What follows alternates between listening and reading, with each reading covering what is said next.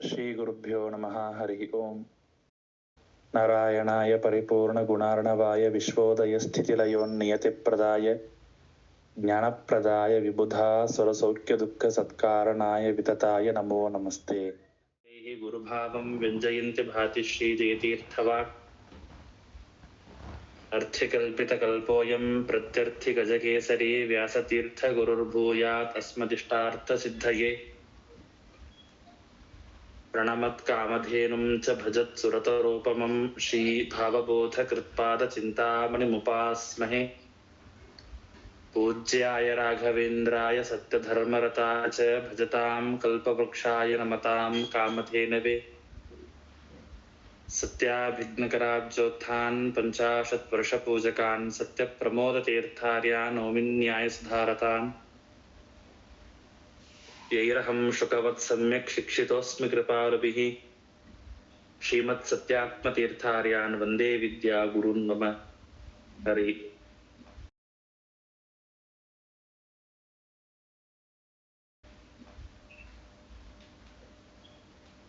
ಎರಡನೇ ಅಧ್ಯಾಯ, ಮೊದಲನೇ ಶ್ಲೋಕ. ಜಯತಿ ಹರಿರಚಿಂತ್ಯಃ ಸರ್ವದೈವೈಕವಂದ್ಯಃ ಪರಮಗುರುರಭೀಷ್ಟ ವಾಪ್ತಿದಃ ಸಜ್ಜನಾನಾಂ ನಿಖಿಲ ಗುಣಗಣಾರ್ಣೋ ನಿತ್ಯ ನಿರ್ಮುಕ್ತ ದೋಷಃ ಸರಸಿಜನಯನೋಸೌ ಶ್ರೀಪತಿರ್ಮಾನದೋನಃ.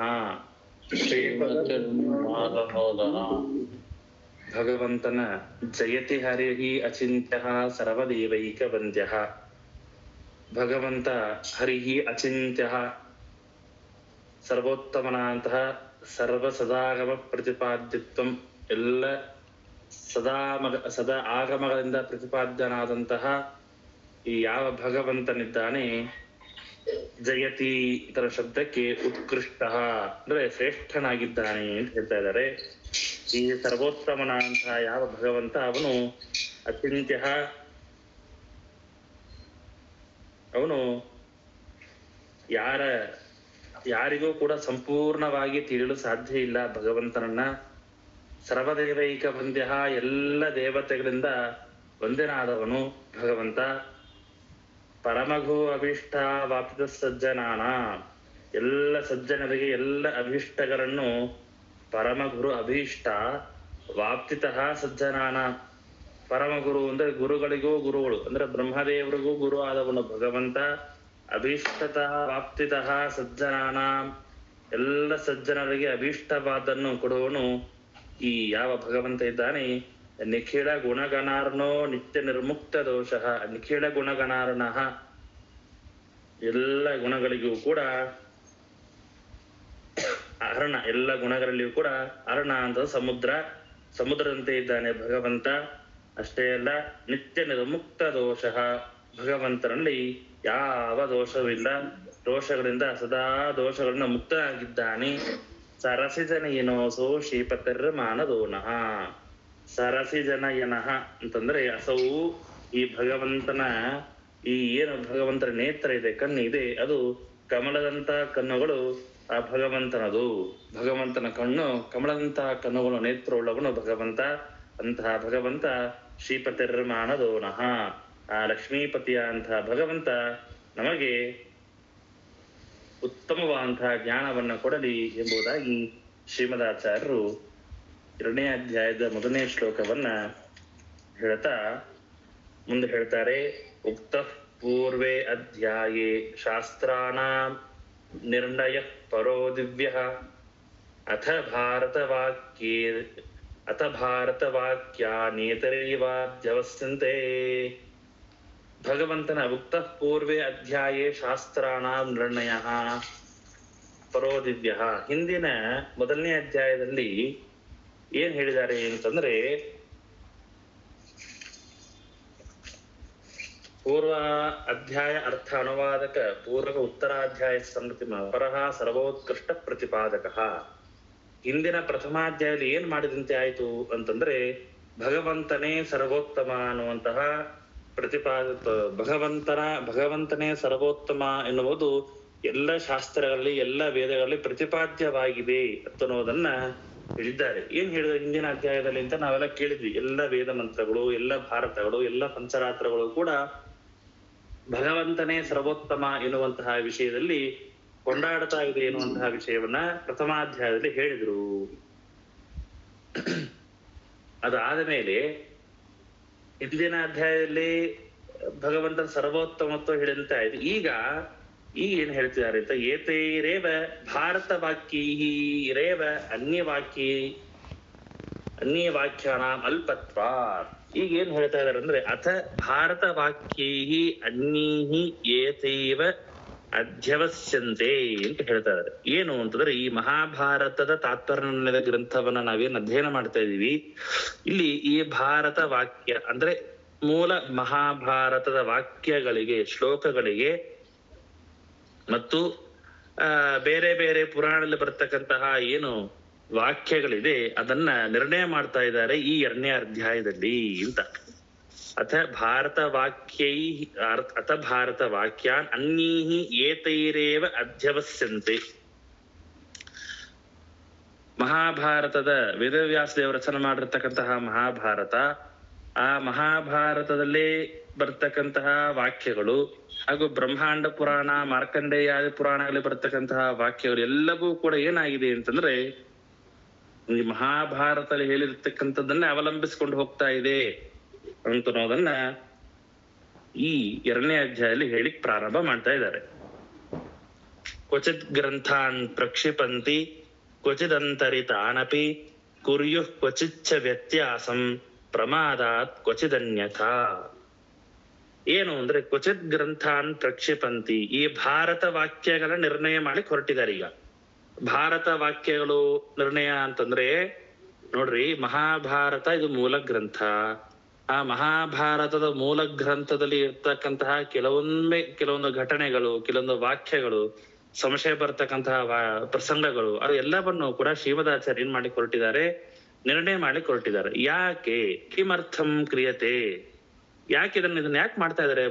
ಮಹಾಭಾರತ ಮೂಲ ಮಹಾಭಾರತ ವಾಕ್ಯಾರ್ಥವನ್ನ ನಿರ್ಣಯ ಮಾಡ್ಲಿಕ್ಕೆ ಯಾಕೆ ಹೊರಟಿದ್ರು ಅಂತಂದ್ರೆ, ತತ್ರ ಕೇಶಾಮಪಿ ವಿಪ್ರತಿಪತ್ಯಾಭಾವಾತ್ ಇತ್ಯತಃ ತತ್ರ ವಿಪ್ರತಿಪತ್ತಿ ಕಾರಣಮಾಹ. ಯಾಕೆ ಅಂತಂದ್ರೆ, ಒಂದು ವೇಳೆ ಶ್ರೀಮದಾಚಾರ್ಯರು ಮೂಲ ಮಹಾಭಾರತ ನಿರ್ಣಯವನ್ನ ಮಾಡದೆ ಹೊರಟ್ರೆ ಅಲ್ಲಿ ಬರ್ತಕ್ಕಂತಹ ಅಜ್ಞಾನ, ವಿಪರೀತ ಜ್ಞಾನ, ಸಂಶಯ ಇದು ಯಾವುದೂ ಕೂಡ ನಮ್ ಪರಿಹಾರವಾಗದು ಹೋಗುತ್ತೆ. ಎಷ್ಟೊಂದ್ ಕಡೆಗೆ ಸಂಶಯ ಬರುತ್ತೆ, ಎಷ್ಟೊಂದ್ ಕಡೆ ವಿಪರೀತ ಜ್ಞಾನ ಬರುತ್ತೆ. ಅದು ಎಲ್ಲವೂ ಕೂಡ ಪರಿಹಾರ ಆಗ್ಬೇಕು ಅಂತ ಆದ್ರೆ ಅದನ್ನ ನಿರ್ಣಯಾತ್ಮಕವಾಗಿ ಇದು ಹೀಗೆ, ಇದಮಿತ್ತಂ, ಇದು ಸರಿನೇ ಅಂತ ಹೇಳೋದೇ ನಿರ್ಣಯ ಅಂತಂತಾರೆ. ನೋಡ್ರಪ್ಪ, ಇದಕ್ಕೊಂದು ನಿರ್ಣಯ ಮಾಡಿ ಅಂತ ಹೇಳ್ತೀವಿ ನಾವು, ಇದಕ್ಕೊಂದು ಫೈನಲ್ ಮಾಡಿ ಅಂತ ಹೇಳ್ತೀವಲ್ವಾ, ಅದೇನೆ ಹೇಳ್ತಾ ಇರೋದು. ನಿರ್ಣಯ ಅಂತಂದ್ರೆ ಕೆಲವೊಂದು ಕಡೆ ಕ್ವಚಿತ್ ಗ್ರಂಥಾನ್ ಪ್ರಕ್ಷಿಪಂತಿ, ಕೆಲವೊಂದು ಕಡೆ ದುರ್ಜನರು ಅವ್ರು ಏನ್ ಮಾಡ್ತಾರೆ ಅಂತಂದ್ರೆ ಅವರವರ ಶಾಸ್ತ್ರಕ್ಕೆ, ಗ್ರಂಥಕ್ಕೆ ಅನುಕೂಲವಾಗಿ ಏನ್ ಮಾಡ್ತಾ ಹೋಗ್ತಿದ್ದಾರೆ, ಆ ಮಹಾಭಾರತದ ವಾಕ್ಯಗಳನ್ನ ಅವರಿಗೆ ತಕ್ಕಂತೆ ಅನುಕೂಲ ಆಗುವಂತೆ ಅದನ್ನ ವ್ಯಾಖ್ಯಾನ ಮಾಡ್ಕೊಂಡು ಹೋಗ್ತಾ ಇದ್ದಾರೆ. ಕ್ವಚಿತ್ ಗ್ರಂಥಾನ್ ಪ್ರಕ್ಷಿಪಂತಿ ಕ್ವಚಿತ್ ಅಂತರಿತಾನಪಿ. ಇನ್ನು ಕೆಲವೊಬ್ರು ಏನ್ ಮಾಡ್ತಾರೆ ಅಂತಂದ್ರೆ, ತಮ್ಮ ತಲೆಗೆ ತೋಚಿರ್ತಕ್ಕಂತಹ ಪ್ರಸಂಗಗಳನ್ನ, ವಾಕ್ಯಗಳನ್ನ, ಶ್ಲೋಕಗಳನ್ನ ಮಹಾಭಾರತ ಗ್ರಂಥದ ಒಳಗೆ ಸೇರಿಸಿ ಅವರು ಹೊರಗೆ ತಂದು ಹಾಕ್ತಾರೆ. ಕುರ್ಯ ಕ್ವಚಿಚ್ಚ ವ್ಯತ್ಯಾಸಂ ಪ್ರಮಾದಾತ್ ಕ್ವಚಿದನ್ಯತ. ಕೆಲವೊಂದ್ ಕಡೆ ಏನ್ ಮಾಡ್ತಾರೆ ಅಂತಂದ್ರೆ, ಕ್ವಚಿತ್ ವ್ಯತ್ಯಾಸಂ, ಕೆಲವೊಂದ್ ಕಡೆ ವ್ಯತ್ಯಾಸವನ್ನ ಮಾಡಿಟ್ಟು ಬಿಡ್ತಾರೆ. ತಮಗೆ ಅನುಕೂಲ ಆಗುವಂತೆ ಗ್ರಂಥಗಳನ್ನ ವ್ಯತ್ಯಾಸ ಮಾಡಿ ಇಟ್ಬಿಡ್ತಾರೆ. ಗ್ರಂಥಾನ್ ಶ್ಲೋಕಾನ್ ಕೃತ್ವಾ ಕ್ವಚಿತ್ ಪ್ರದೇಶೆ ಪ್ರಕ್ಷಿಪಂತಿ ಕ್ವಚಿತ್ ಪ್ರದೇಶಾಂತರಿತಾನ್ ನಿಷ್ಕಾಸಿತಾನ್ ಗ್ರಂಥಾನ್ ಕುರ್ಯುಹು. ಈ ಗ್ರಂಥದಲ್ಲಿ ಇರ್ತಕ್ಕಂತಹ ಶ್ಲೋಕಗಳನ್ನ ಕ್ವಚಿತ್ ಗ್ರಂಥಾನ್ ಶ್ಲೋಕಾನ್ ಕೃತ್ವ, ಒಂದು ಮಹಾಭಾರತ ಗ್ರಂಥದ ಮಧ್ಯದಲ್ಲಿ ತಮಗೆ ತನ್ನ ತಲೆಯಲ್ಲಿ ಬಂದಿರತಕ್ಕಂತಹ ಒಂದು ಶ್ಲೋಕವನ್ನ ರಚನೆ ಮಾಡೋದು. ಶ್ಲೋಕವನ್ನ ರಚನೆ ಮಾಡಿ ಅದನ್ನ ಆ ಮಹಾಭಾರತದ ಕೆಲವೊಂದು ಪ್ರದೇಶದಲ್ಲಿ ಅದನ್ನ ಸೇರಿಸಿ ಬಿಡೋದು. ಹೀಗೆ ಏನ್ ಮಾಡ್ತಾರೆ ಅಂತಂದ್ರೆ, ಕ್ವಚಿಚ್ಚ ವ್ಯತ್ಯಾಸಂ, ಕೆಲವೊಂದು ಕಡೆ ಆ ಗ್ರಂಥದಲ್ಲೇನೆ ವ್ಯತ್ಯಾಸಗಳು ಕಂಡು ಬರುವಂತೆ ಮಾಡುವಂತಹ ಜನರು ಬರ್ತಾ ಇದ್ದಾರೆ. ಆದ್ರಿಂದಾಗಿ ಇದೆಲ್ಲವನ್ನು ಕೂಡ ಏನೋ ಸರಿನಾ ಅಂತ ಕೇಳಿದ್ರೆ ಯಾವುದು ಸರಿಯಲ್ಲ, ಅಸಂಗತವಾಗತ್ತೆ. ಆದ್ರಿಂದಾಗಿ ಪ್ರಮಾದಾತ್ ಕ್ವಚಿದನ್ಯಥ ಇದನ್ನೆಲ್ಲ ಏನ್ ಮಾಡ್ತಾರೆ ಅಂತಂದ್ರೆ ಸಜ್ಜನರು ಇದೇ ಸರಿ, ಪ್ರಮಾದಾತ್ ಅಂತಂದ್ರೆ ಅನವಧಾನಾತ್ ಭ್ರಾಂತ್ಯ ಅಂತ, ಭ್ರಾಂತಿಯಿಂದ ನೋಡ್ರಪ್ಪ ನಮ್ಗೆ ಏನ್ ಗೊತ್ತು, ಮಹಾಭಾರತ ಪುಸ್ತಕವನ್ನ ಅಂಗಡಿ ಹೋಗ್ತೇವೆ ತಗೊಳ್ತೇವೆ, ಇದು ಮಹಾಭಾರತ ಇಂತಹ ಇಂತಹ ಅವ್ರ ಕಡೆಯಿಂದ ಪಬ್ಲಿಷ್ ಆಗಿದೆ ಅಂತ ತಗೊಂಡು ಓದ್ತೀವಿ. ಆದ್ರೆ ಈ ಶ್ಲೋಕ ಇವರು ಸೇರಿಸಿದ್ದು ಅಥವಾ ಅವರು ತಂದು ಇಟ್ಟಿದ್ದು ಅಥವಾ ಇವರು ವ್ಯತ್ಯಾಸ ಮಾಡಿದ್ದು ಇದು ಮೂಲ ವೇದವ್ಯಾಸ ದೇವರು ಬರೆದಿರ್ತಕ್ಕಂತಹ ಶ್ಲೋಕ ಅಂತ ನಮ್ಗೆ ಹೇಗೆ ಗೊತ್ತಾಗ್ಬೇಕು? ಏನ್ ಗ್ಯಾರಂಟಿ? ಕೆಲವೊಂದು ಈ ತರಹದ ಗೊಂದಲಗಳು ಬರಬಾರ್ದು. ಯಾಕೆ ಅಂತಂದ್ರೆ ಇದ್ದಕ್ಕಿದ್ದಂತೆ ಒಂದು ಕಥಾಭಾಗ ಬರ್ತಾ ಇರುತ್ತೆ, ಮಧ್ಯದಲ್ಲಿ ಏನೇ ಬೇರೆ ಯಾವ್ದೊಂದು ಪ್ರಸಂಗ ಇಲ್ಲದೆ ಇರತಕ್ಕಂತಹ ವಿಷಯವನ್ನ ತಂದು ಸೇರಿಸಿಬಿಡ್ತಾರೆ. ಹೀಗೆ ಎಲ್ಲವೂ ಕೂಡ ನಡೆಯುತ್ತೆ. ಕ್ವಚಿತ್ ಗ್ರಂಥಾನ್ ಪ್ರಕ್ಷಿಪಂತಿ ಕ್ವಚಿದಂತರಿತಾನಪಿ ಕುರ್ಯು ಕ್ವಚಿಚ್ಚ ವ್ಯತ್ಯಾಸಂ ಪ್ರಮಾದಾತ್ ಕ್ವಚಿದನ್ಯತ. ಇದರಿಂದ ಏನಾಗತ್ತೆ, ಈ ರೀತಿಯಾಗಿ ಶಾಸ್ತ್ರಗಳಲ್ಲಿ ವ್ಯತ್ಯಾಸವನ್ನ ಮಾಡೋದ್ರಿಂದಾಗಿ ಸಜ್ಜನರಿಗೆ ತೊಂದರೆ ಆಗತ್ತೆ. ಮುಂದೆ ಅನುತ್ಸನ್ನ ಅಪಿಗ್ರಂಥ ವ್ಯಾಕುಲ ಇತಿ ಸರ್ವಶಃ ಉತ್ಸನ್ನ ಪ್ರಾಯಶಃ ಸರ್ವೇ ಕೋಟ್ಯಂಶೋಪಿ ನ ವರ್ತತೆ. ಆದ್ರಿಂದಾಗಿ ಹೀಗೆ ಅನುತ್ಸನ್ನ ಅಪಿಗ್ರಂಥ, ಉತ್ಸನ್ನ ಅಂತಂದ್ರೆ ನಾಶವಾಗುವುದು, ಅನುತ್ಸನ್ನ ಅಂತಂದ್ರೆ ನಾಶವಾಗದೆ ಇರ್ತಕ್ಕಂಥದ್ದು ಅಂತ. ಸರ್ವೇ ಶತಕೋಟಿ ವಿಸ್ತೀರ ಮೂಲ ರಾಮಾಯಣ ಪಂಚಶತಕೋಟಿ ವಿಸ್ತರ ಪಂಚ ರಾತ್ರ ಷಷ್ಟಿ ಲಕ್ಷ ವಿಸ್ತೃತ ಭಾರತ ಚತುರ್ಲಕ್ಷ ವಿಸ್ತೃತ ಪುರಾಣಾದಿಕಾಹ ಗ್ರಂಥಾಹ ಪ್ರಾಯಶಃ ಪ್ರಾಯೇಣ ಅಪಪಾಠಾದನ ಉಚ್ಛಿನ್ನಾಹ ಅಂತ ಹೇಳ್ತಾರೆ. ಏನು ಅಂತಂದ್ರೆ ಅನುತ್ಸನ್ನಾಹ ಅಂತಂದ್ರೆ ಹೀಗೆ ನಾಶವಾಗದೆ ಇರ್ತಕ್ಕಂತಹ ಎಷ್ಟೋ ಗ್ರಂಥಗಳಿದೆ. ಇದು ಅನುತ್ಸನ್ನ ಅಪಿಗ್ರಂಥಾಹ, ನಾಶವಾಗದೆ ಇರ್ತಕ್ಕಂತಹ ಅನೇಕ ಗ್ರಂಥಗಳು ಇದೆ.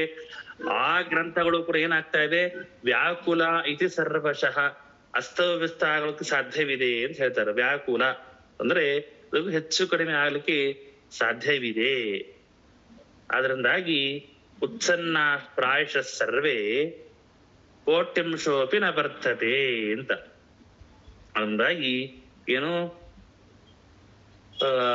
ಉತ್ಸನ್ನ ಪ್ರಾಯಶಃ ಸರ್ವೇ ಏನ್ ಹೇಳ್ತಾರೆ ಶ್ರೀಮದಾಚಾರ್ಯ ಅಂದ್ರೆ, ಪ್ರಾಯಶಃ ಎಷ್ಟೋ ಪುರಾಣಗಳು ಗ್ರಂಥಗಳು ಏನಾಗಿದೆ ಅಂದ್ರೆ ಉತ್ಸನ್ನ ನಾಶವಾಗಿದೆ. ಕೋಟ್ಯಂಶೋಪಿ ನ ವರ್ತತೆ, ಕೋಟಿಯಲ್ಲಿ ಒಂದು ಅಂಶವೂ ಕೂಡ ನಮಗೆ ಈಗ ಉಳಿದಿಲ್ಲ ಅಂತ ಹೇಳ್ತಾ ಇದ್ದಾರೆ. ಏನಿದು ಅಂತಂದ್ರೆ ಅದಕ್ಕೆ ಟಿಪ್ಪಣಿಕಾರ ಹೇಳ್ತಾರೆ, ಸರ್ವೇ ಶತಕೋಟಿ ವಿಸ್ತರ ಮೂಲ ರಾಮಾಯಣ. ನೋಡಿ ಮೂಲ ರಾಮಾಯಣ ಎಷ್ಟು ಅಂತಂದ್ರೆ ಶತಕೋಟಿ ವಿಸ್ತಾರ ಮೂಲ ರಾಮಾಯಣ, 100 ಕೋಟಿ ವಿಸ್ತಾರವಾದದ್ದು ಮೂಲ ರಾಮಾಯಣ ಶ್ಲೋಕಗಳು, 100 ಕೋಟಿ ವಿಸ್ತಾರವಾದದ್ದು ಮೂಲ ರಾಮಾಯಣ ಶ್ಲೋಕ. ಪಂಚಶತಕೋಟಿ ವಿಸ್ತಾರ ಪಂಚರಾತ್ರ, ಇನ್ನ 60 ಕೋಟಿ ಶ್ಲೋಕಗಳ ವಿಸ್ತಾರವಾದದ್ದು ಪಂಚರಾತ್ರ ಗ್ರಂಥಗಳು ಅಂತ ಹೇಳ್ತಾ ಇದ್ದಾರೆ. ಪಂಚಶತಕೋಟಿ ಅಂತ ಹೇಳ್ತಾ ಇದ್ದಾರೆ. 50 ಕೋಟಿ ವಿಸ್ತಾರವಾದದ್ದು ಪಂಚರಾತ್ರ ಆಗಮ ಅಂತ ಹೇಳ್ತಾ ಇದ್ದಾರೆ. ಇನ್ನ ಇದೆಲ್ಲ ಏನಾಗಿದೆ, ಗ್ರಂಥಗಳೆಲ್ಲ ಇದೆಲ್ಲ ಏನಾದ್ರು ಲುಪ್ತವಾಗಿದೆ ಅಂತ ಹೇಳ್ತಾ ಇದ್ದಾರೆ. ಅಲ್ಲೆಲ್ಲ ಎಲ್ಲೋ ಹೋಗ್ಬಿಟ್ಟಿದೆ. ಇನ್ನ ಉಪಲಬ್ಧ ಇರುವಂತಹ ನಮಗೆ ಸಿಕ್ಕಿರ್ತಕ್ಕಂತಹ ಯಾವ ಮಹಾಭಾರತ ಪುರಾಣ ಇದೆ, ಆ ಪುರಾಣಗಳು ಎಷ್ಟು ಅಂತಂದ್ರೆ ನೋಡ್ರಿ, 6 ಲಕ್ಷ ವಿಸ್ತೃತ ಭಾರತ ಚತುರ್ಲಕ್ಷ ವಿಸ್ತೃತ ಪುರಾಣಾದಿಕಾಹ ಅಂತ ಹೇಳ್ತಾರೆ. 6 ಲಕ್ಷ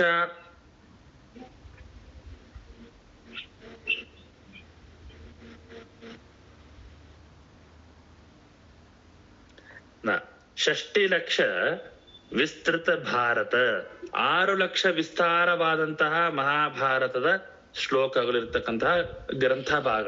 ಆದ್ರೆ ನಮಗೆ 6 ಲಕ್ಷ ಶ್ಲೋಕ ಇರ್ತಕ್ಕಂತಹ ಪುಸ್ತಕ ನಮ್ಮಲ್ಲಿ ಇಲ್ಲ. 97,000 ಮಾತ್ರ ಉಪಲಬ್ಧ ಆಗಿದೆ ಅಂತ ವಾದಿರಾಜರು ಹೇಳ್ತಾರೆ.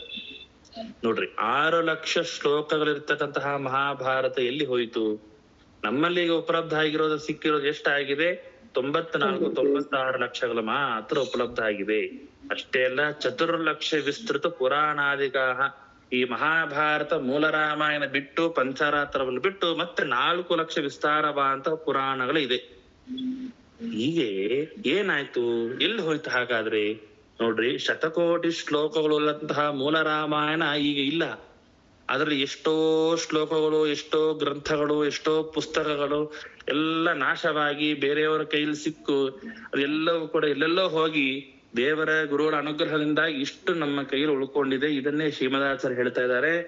ಕ್ವಚಿತ್ ಗ್ರಂಥಾನ್ ಪ್ರಕ್ಷಿಪಂತಿ ಕ್ವಚಿದಂತರಿತಾನಪಿ ಕುರ್ಯು ಕ್ವಚಿಚ್ಚ ವ್ಯತ್ಯಾಸಂ ಪ್ರಮಾದಾತ್ ಕ್ವಚಿದನ್ಯತಾ ಗ್ರಂಥೋಪ್ಯೇವಂ ವಿಲುಳಿತಃ ಕಿಂವಾರ್ಥೋ ದೇವದುರ್ಗಮಃ ಕಲಾದೇವಂ ವ್ಯಾಕುಲಿತೋ ನಿರ್ಣಯಾಯ ಪ್ರಚೋದಿತ ಮುಂದೆ ಹೇಳ್ತಾರೆ. ಅಂತೂ ಏನಾಯ್ತು ಅಂತಂದ್ರೆ, ಎಷ್ಟೋ ಶ್ಲೋಕಗಳಿಂದ ಕೂಡಿರ್ತಕ್ಕಂತಹ ಪುರಾಣಗಳೆಲ್ಲವೂ ಕೂಡ ಲುಪ್ತವಾಗಿದೆ, ನಾಶವಾಗಿ ಹೋಗಿದೆ, ವ್ಯತ್ಯಾಸ ಮಾಡಲ್ಪಟ್ಟಿದೆ. ಹೀಗಾಗಿ ಇದನ್ನೆಲ್ಲವನ್ನು ಕೂಡ ನಿರ್ಣಯ ಮಾಡಬೇಕು ಅಂತ ಶ್ರೀಮದಾಚಾರ್ಯ ವಿಚಾರ ಮಾಡ್ತಾರೆ. ಗ್ರಂಥೋಪ್ಯೇವಂ ವಿಲುಳಿತಃ ಕಿಮರ್ಥೋ ದೇವದುರ್ಗಮಃ ಕಲಾವೇವಂ ವ್ಯಾಕುಲಿತೆ ನಿರ್ಣಯಾಯ ಪ್ರಚೋದಿತಃ. ಗ್ರಂಥೋಪ್ಯೇವಂ ವಿಲುಳಿತಃ, ಅದೇ ರೀತಿಯಾಗಿ ಹೇಳ್ತಾರೆ, ಕೈಮುತ್ಯನ್ಯಾಯೇನ ಅರ್ಥ ವ್ಯತ್ಯಾಸ. ಗ್ರಂಥಃ ದೇವಾನಾಂ ದುರ್ಗಮಃ ಅರ್ಥಃ ಗ್ರಂಥಃ, ದೇವತೆಗಳಿಗೂ ಅತೀ ದುರ್ಗಮವಾದಂತಹ ಕಷ್ಟವಾದಂತಹದ್ದು ಈ ಯಾವ ಕಷ್ಟ ಸಾಧ್ಯವಾದಂತಹ ಈ ಯಾವ ಮಹಾಭಾರತ ಗ್ರಂಥ ಇದೆ. ವಿಲುಳಿತಃ ಏನಾಗಿದೆ ಅಂತಂದ್ರೆ, ಅದು ಕೂಡ ಏನಾಗಿದೆ, ಕಷ್ಟ ಸಾಧ್ಯವಾಗಿದೆ ಎಂಬುದಾಗಿ ಹೇಳ್ತಾ ಇದ್ದಾರೆ. ಗ್ರಂಥೋಪ್ಯೇವಂ ವಿಲುಳಿತಃ ಕಿಂವರ್ಥೋ ದೇವದುರ್ಗಮಃ ವ್ಯಾಕುಳಿತಾಶ್ಚ ಕದಾ ಜಾತಾಃ. ವ್ಯಾಕುಳಿತವಾಗಿದೆ ಅಂತಂದ್ರೆ ಹೆಚ್ಚು ಕಡಿಮೆ ವ್ಯತ್ಯಾಸವಾಗಿದೆ ಅಂತ ಹೇಳ್ತಾ ಇದ್ದಾರೆ. ಮಹಾಭಾರತ ಗ್ರಂಥವೂ ಕೂಡ ಹೀಗೆ ಹೇಳ್ತಾ ದೇವತೆಗಳಿಗೂ ಅತೀ ದುರ್ಗಮವಾದಂತಹ, ಅಂದ್ರೆ ದೇವತೆಗಳಿಗೂ ಕೂಡ ಸುಲಭವಾಗಿ ತಿಳಿದುಕೊಳ್ಳಿಕ್ಕೆ ಸಾಧ್ಯವಾಗದೇ ಇರ್ತಕ್ಕಂತಹ ಬಹಳ ಕಠಿಣವಾದಂತಹ ಗ್ರಂಥ ಈ ಮಹಾಭಾರತ ಗ್ರಂಥ.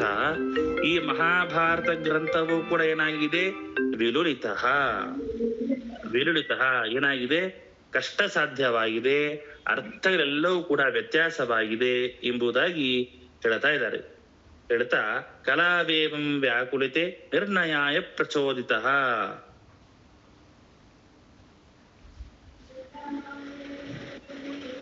ಕಲಾವೇವ ಯಾಕೆ ಅಂದ್ರೆ, ಕಲಿಕಾಲದಲ್ಲಿ ಏನ್ ಮಾಡಬೇಕು, ಕಷ್ಟ ಸಾಧ್ಯವಾದ್ರಿಂದ ಕಲಿಕಾಲದಲ್ಲಿ ಹೀಗೆ ಗ್ರಂಥಗಳನ್ನ ಏನಾಗತ್ತೆ, ಅಸ್ತು ವ್ಯಾಕುಲಿತಃ ಕಲಾ ಏವಂ ವ್ಯಾಕುಲಿತಃ. ಈ ಕಲಿಕಾಲದಲ್ಲಿ ಕಲಿಯ ಪ್ರಭಾವದಿಂದಾಗಿ ಎಲ್ಲ ಗ್ರಂಥಗಳು ಕೂಡ ವ್ಯಾಕುಲಿತಃ ವ್ಯತ್ಯಾಸವಾಗ್ತಾ ಇದೆ.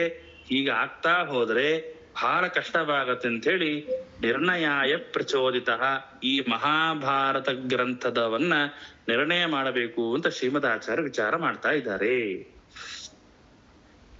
ಹೀಗೆ ಗ್ರಂಥೋಪ್ಯೇವಂ ವಿಲುಳಿತಃ ಕಿಂವರ್ಥೋ ದೇವದುರ್ಗಮಃ ಕಲಾವೇವಂ ವ್ಯಾಕುಲಿತೆ ನಿರ್ಣಯಾಯ ಪ್ರಚೋದಿತಃ ಅಂತ ಶ್ರೀಮದಾಚಾರ್ಯ ಹೇಳ್ತಾ, ಸರಿ ಹಾಗಾದ್ರೆ ಮುಂದೆ ಹೇಳ್ತಾರೆ, ಹರಿಣಾ ನಿರ್ಣಯಾನ್ ವಂಚ್ಮಿ ವಿಜಾನಸ್ತತ್ ಪ್ರಸಾದತಃ ಶಾಸ್ತ್ರಾಂತರಾಣಿ ಸಜ್ಜಾನನ್ ವೇದಾಶ್ಚಾಸ ಪ್ರಸಾದತಃ ಅಂತ. ಸರಿ, ಹೀಗೆ ಏನಾಯ್ತು ಅಂತಂದ್ರೆ, ಗ್ರಂಥಗಳನ್ನ ಅಸ್ತವ್ಯಸ್ತವಾಗಿರತಕ್ಕಂತಹ ಗ್ರಂಥಗಳನ್ನ ನಿರ್ಣಯ ಮಾಡಬೇಕು ಅಂತ ಶ್ರೀಮದಾಚಾರ್ಯ ವಿಚಾರ ಮಾಡಿ ಏನ್ ಮಾಡ್ತಾರೆ ಅಂತ ಶ್ರೀಮದಾಚಾರ್ಯರಿಗೆ ಸ್ವಯಂ ಹರಿನಾ ನಿರ್ಣಯಾನ್ ವಂಚ್ಮಿ ವಿಚಾನಸ್ ತತ್ಪ್ರಸಾದತಃ, ಈ ರೀತಿಯಾಗಿ ಕಲಿಕಾಲದಲ್ಲಿ ವ್ಯತ್ಯಾಸ ಆಗೋದನ್ನ ಕಂಡು ವೇದವ್ಯಾಸ ದೇವರು ಶ್ರೀಮದಾಚಾರ್ಯ ಆಜ್ಞೆ ಮಾಡ್ತಾರೆ.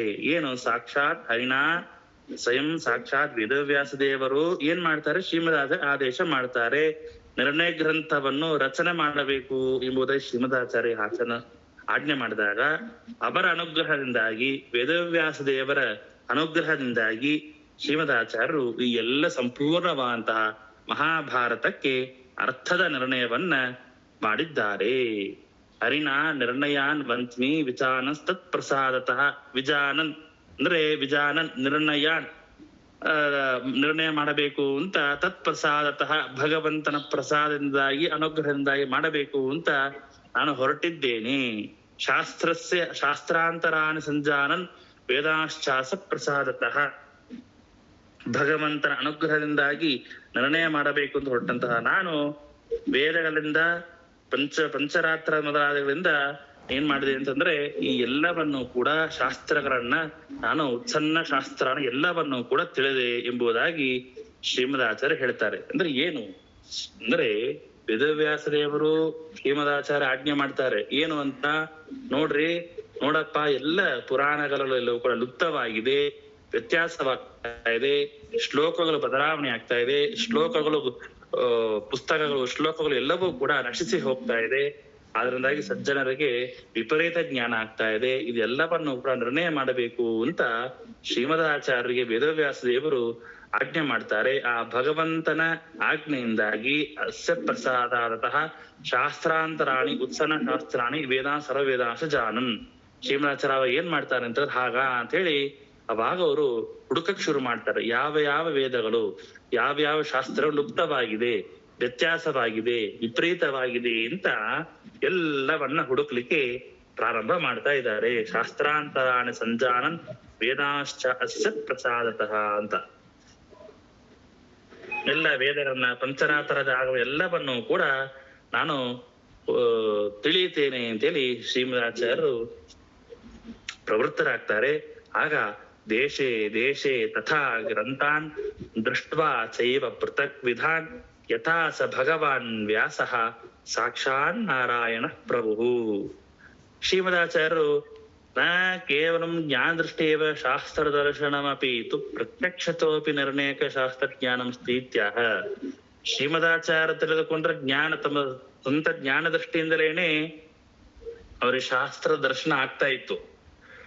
ಎಲ್ಲ ಪಂಚರಾತ್ರಗಳ ಶಾಸ್ತ್ರದ ದರ್ಶನ ಜ್ಞಾನ ಅವ್ರಿಗೆ ಕೇವಲ ಕಣ್ಣು ಮುಚ್ಚರೆ ಸಾಕು ಆಗ್ತಿತ್ತು. ಆದ್ರೆ ಪ್ರತ್ಯಕ್ಷವಾಗಿ ಹೋಗಿ ಪ್ರತ್ಯಕ್ಷತೋಪಿ ನಿರ್ಣಾಯಕ ಶಾಸ್ತ್ರಜ್ಞಾನಂ, ಪ್ರತ್ಯಕ್ಷವಾಗಿ ಹೋಗಿ ಹುಡುಕಿ ಆ ಶಾಸ್ತ್ರವನ್ನು ತೆಗೆದು ಅದನ್ನು ನಿರ್ಣಯ ಮಾಡಬೇಕು ಅನ್ನೋ ಕಾರಣಕ್ಕೋಸ್ಕರವಾಗಿ ಶ್ರೀಮದಾಚಾರ್ಯ ಏನ್ ಮಾಡ್ತಾರೆ, ದೇಶೇ ದೇಶೇ ತಥಾ ಗ್ರಂಥಾನ್, ಬೇರೆ ಬೇರೆ ದೇಶಗಳಲ್ಲಿರ್ತಕ್ಕಂತಹ ದೇಶೇ ದೇಶೇ ತಥಾ ಅಂತ ಶಬ್ದಕ್ಕೆ ಬೇರೆ ಬೇರೆ ತರಹದ ಬೇರೆ ರೀತಿಯಾಗಿರ್ತಕ್ಕಂತಹ ಯಾವ ಗ್ರಂಥಗಳಿದೆ ಆ ಎಲ್ಲ ಗ್ರಂಥಗಳನ್ನು ಕೂಡ ಪ್ರತ್ಯಕ್ಷವಾಗಿ ತಾವು ಅದನ್ನು ನೋಡ್ತಾರೆ. ನೋಡಿ ದೃಷ್ಟ ನೋಡಿ ಶೈವ ಪೃಥಕ್ ವಿಧಾನ್ ಪ್ರತ್ಯೇಕವಾಗಿ ನೋಡಿ ಅದನ್ನ ಏನ್ ಮಾಡ್ತಾರೆ ಅಂತ ಯಥಾಸ ಭಗವಾನ್ ವ್ಯಾಸಃ ಸಾಕ್ಷಾತ್ ನಾರಾಯಣ ಪ್ರಭು. ಸಾಕ್ಷಾತ್ ಭಗವಂತ ವೇದವ್ಯಾಸ ದೇವರ ಯಾವ ರೀತಿಯಾಗಿ ವೇದವ್ಯಾಸ ದೇವರು ತಮ್ಮ ಗ್ರಂಥಗಳಲ್ಲಿ ಹೇಳಿದ್ದಾರೋ ಹಾಗೆ ಶ್ರೀಮದಾಚಾರ್ಯರು ಕೂಡ ದೇಶೇ ದೇಶೇ ಚ ಪೃಥಕ್ ಪೃಥಕ್ ದೇಶೇ ಪೃಥಕ್ ವಿಧಾನ್ ನಾನಾ ವಿಧ ನಿರ್ಣಯ ಪ್ರತಿಪಾದಕಾನ್ ಗ್ರಂಥಾನ್ ತಥಾ ತತ್ ಪ್ರಸಾದ ದೃಷ್ಟೈವ ಮಯಾ ಕ್ರಿಯಮಾಣಃ. ಇದೆಲ್ಲವನ್ನು ಕೂಡ ಸಂಗ್ರಹ ಮಾಡಿ ಯಾವ ರೀತಿಯ ವೇದವ್ಯಾಸ ದೇವರು ಮಹಾಭಾರತ ಗ್ರಂಥವನ್ನ ರಚನೆ ಮಾಡಿದರೋ ಅವರ ಅನುಗ್ರಹದಿಂದಾಗಿ ಹಾಗೇನೆ ಕೂಡ ಶ್ರೀಮದಾಚಾರ್ಯರು ಕೂಡ ನಿರ್ಣಯ ಮಾಡಬೇಕು ಅಂತ ವಿಚಾರ ಮಾಡಿದರು. ಯಥಾ ಸ ಭಗವಾನ್ ವ್ಯಾಸಃ ಸಾಕ್ಷಾತ್ ನಾರಾಯಣ ಪ್ರಭು. ಯಥಾ ಹೇಗೆ ವ್ಯಾಸಃ ಭಗವಾನ್ ವ್ಯಾಸಃ ಸಾಕ್ಷಾತ್ ನಾರಾಯಣ ಸಾಕ್ಷಾತ್ ವೇದವ್ಯಾಸ ದೇವರು ಮಹಾಭಾರತ ಗ್ರಂಥವನ್ನ ರಚನೆ ಮಾಡಿದರು ಹಾಗೆ ನಾನು ಕೂಡ ದೇಶೇ ದೇಶೇ ಬೇರೆ ಬೇರೆ ದೇಶಗಳಿಗೆ ಹೋಗಿ ಬೇರೆ ಬೇರೆ ಗ್ರಂಥಗಳನ್ನ ಪ್ರತ್ಯೇಕವಾಗಿ ನೋಡಿ ಅಲ್ಲಿರ್ತಕ್ಕಂಥ ಎಲ್ಲ ವಿಚಾರಗಳನ್ನು ಕೂಡ ನಾನು ನಿರ್ಣಯ ಮಾಡ್ತೇನೆ ಅಂತ ಶ್ರೀಮದಾಚಾರ್ಯ ಹೇಳ್ತಾ ಇದ್ದಾರೆ. ಜಗಾದ ಭಾರತ ದೇಶು ತಥಾ ವಕ್ಷೇ ತದೀಕ್ಷಯ ಸಂಕ್ಷೇಪಾತ್ ಸರ್ವಶಾಸ್ತ್ರಾರ್ಥಂ ಭಾರತಾರ್ಥಾನುಸಾರತಃ. ಹೀಗೆ ಜಗಾದ ಭಾರತಾದ್ಯೇಶು ತಥಾ ವಕ್ಷೇ ತದೀಕ್ಷಯ, ಯಾವ ರೀತಿಯಾಗಿ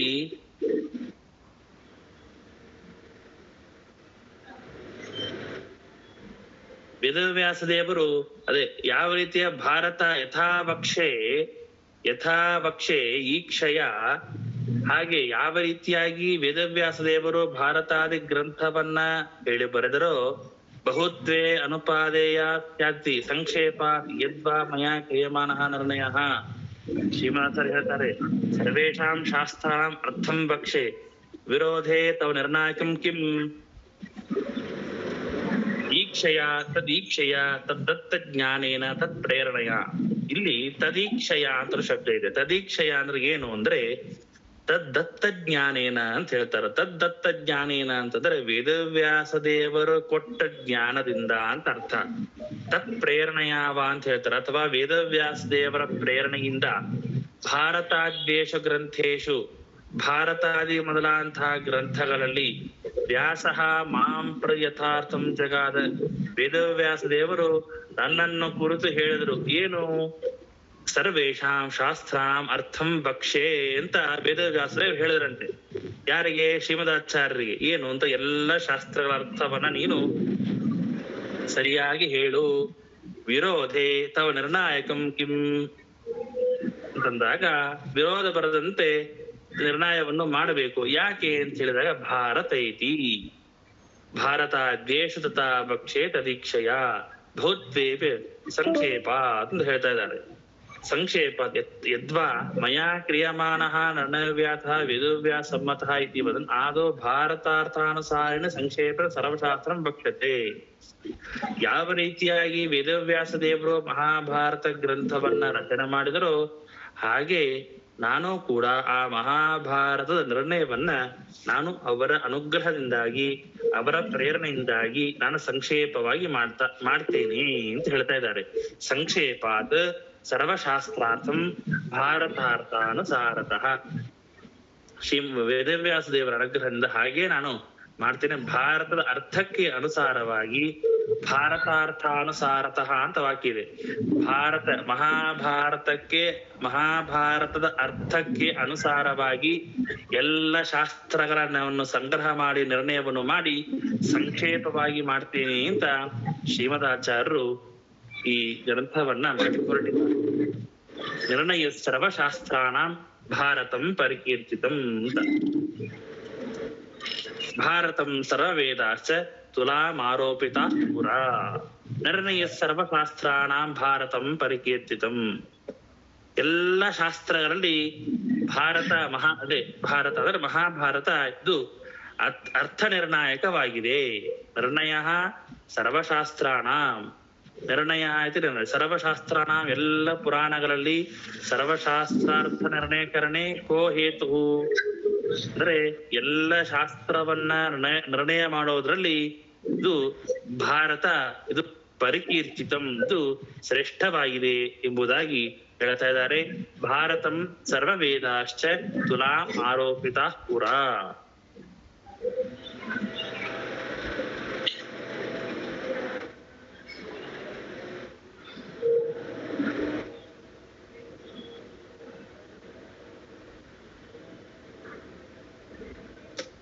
ಭಾರತಂ ಸರ್ವವೇದಾಶ್ಚ ತುಲಾಂ ಆರೋಪಿತ ಪುರ.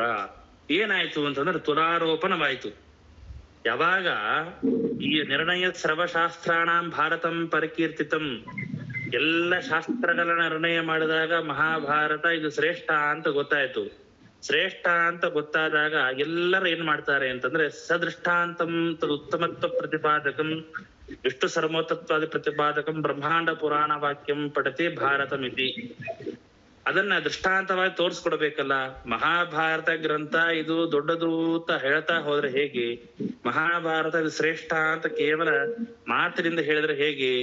ಅದನ್ನ ತೋರಿಸ್ಬೇಕು ಅಂತೇಳಿ ಏನ್ ಮಾಡ್ತಾರೆ ಅಂದ್ರೆ ವಿಷ್ಣು ಸರ್ವೋತ್ತಮತ್ವವನ್ನು ಪ್ರತಿಪಾದನೆ ಮಾಡುವಂತಹ ಈ ಮಹಾಭಾರತ ಗ್ರಂಥ ಇದೆ. ಅದನ್ನ ಎಲ್ಲ ಋಷಿಗಳು ಬ್ರಹ್ಮಾದಿ ಎಲ್ಲ ದೇವತೆಗಳು ಸರ್ವೇ ವೇದಾಹ ವೇದಯಂತಿ ವೇದಾಹ ಶಾಸ್ತ್ರಾಂಚ ಎಲ್ಲರೂ ಕೂಡ ತುಲಾರೋಪಣ ಮಾಡ್ತಾರೆ, ತುಲಾಭಾರವನ್ನ ಮಾಡ್ತಾರೆ. ಒಂದು ತಕ್ಕಡಿಯಲ್ಲಿ ತಂದು ಈ ಮಹಾಭಾರತ ಗ್ರಂಥವನ್ನ ಇಟ್ಟು ಇನ್ನು ಪಕ್ಕದಲ್ಲಿ ಎಲ್ಲ ತರಹದ ಬೇರೆ ಬೇರೆ ಎಲ್ಲ ತರಹದ ಗ್ರಂಥವನ್ನು ಎಲ್ಲವನ್ನು ಕೂಡ ಇಟ್ಟಾಗ ಅಲ್ಲಿ ಮಹಾಭಾರತ ಅಲ್ಲಿ ಶ್ರೇಷ್ಠ ಅಂತ ಆಯ್ತು.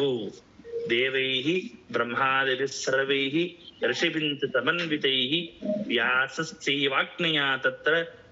ತ್ವತ್ಯರಿಚ್ಛತ ಭಾರತಂ ಅಂತ ಹೇಳ್ತಾ ಇದ್ದಾರೆ. ವೇದೇವೈಹಿ ಬ್ರಹ್ಮಾದಿಭಿಹಿ ಸರ್ವೈಹಿ ಋಷಿಭಿಶ್ಚ ಸಮನ್ವಿತೈಹಿ. ಈ ತುಲಾಭಾರವನ್ನು ಮಾಡುವಂತಹ ಸಮಯದಲ್ಲಿ ಎಲ್ಲ ಬ್ರಹ್ಮಾದಿ ಎಲ್ಲ ದೇವತೆಗಳು ಎಲ್ಲ ಋಷಿಗಳು ಕೂಡ ಸೇರಿ ಆ ತಕ್ಕಡಿಯಲ್ಲಿ ಅದನ್ನ ಆ ಮಹಾಭಾರತ ಗ್ರಂಥವನ್ನ ಇಡ್ತಾರೆ. ಇಟ್ಟು ಏನಾಯ್ತು ಅಂದ್ರೆ ವ್ಯಾಸಸ್ಯ ವಾಗ್ಮಿಯ ಅಂತಂದ್ರೆ ತ್ವತ್ಯರಿಚ್ಛತ ಭಾರತಂ. ಅಲ್ಲಿ ಕೊನೆಯದಾಗಿ ಯಾವ್ದು ಗೆಲ್ತಪ್ಪ ಅಂತಂದ್ರೆ ವೇದವ್ಯಾಸ ದೇವರಿಂದ ರಚಿತವಾದಂತಹ ಯಾವ ಮಹಾಭಾರತ ಇದೆ, ಈ ಮಹಾಭಾರತ ಇದು ಶ್ರೇಷ್ಠ ಅಂತ ಅನ್ನೋದು ಅಲ್ಲಿ ಸಿದ್ಧವಾಗತ್ತೆ.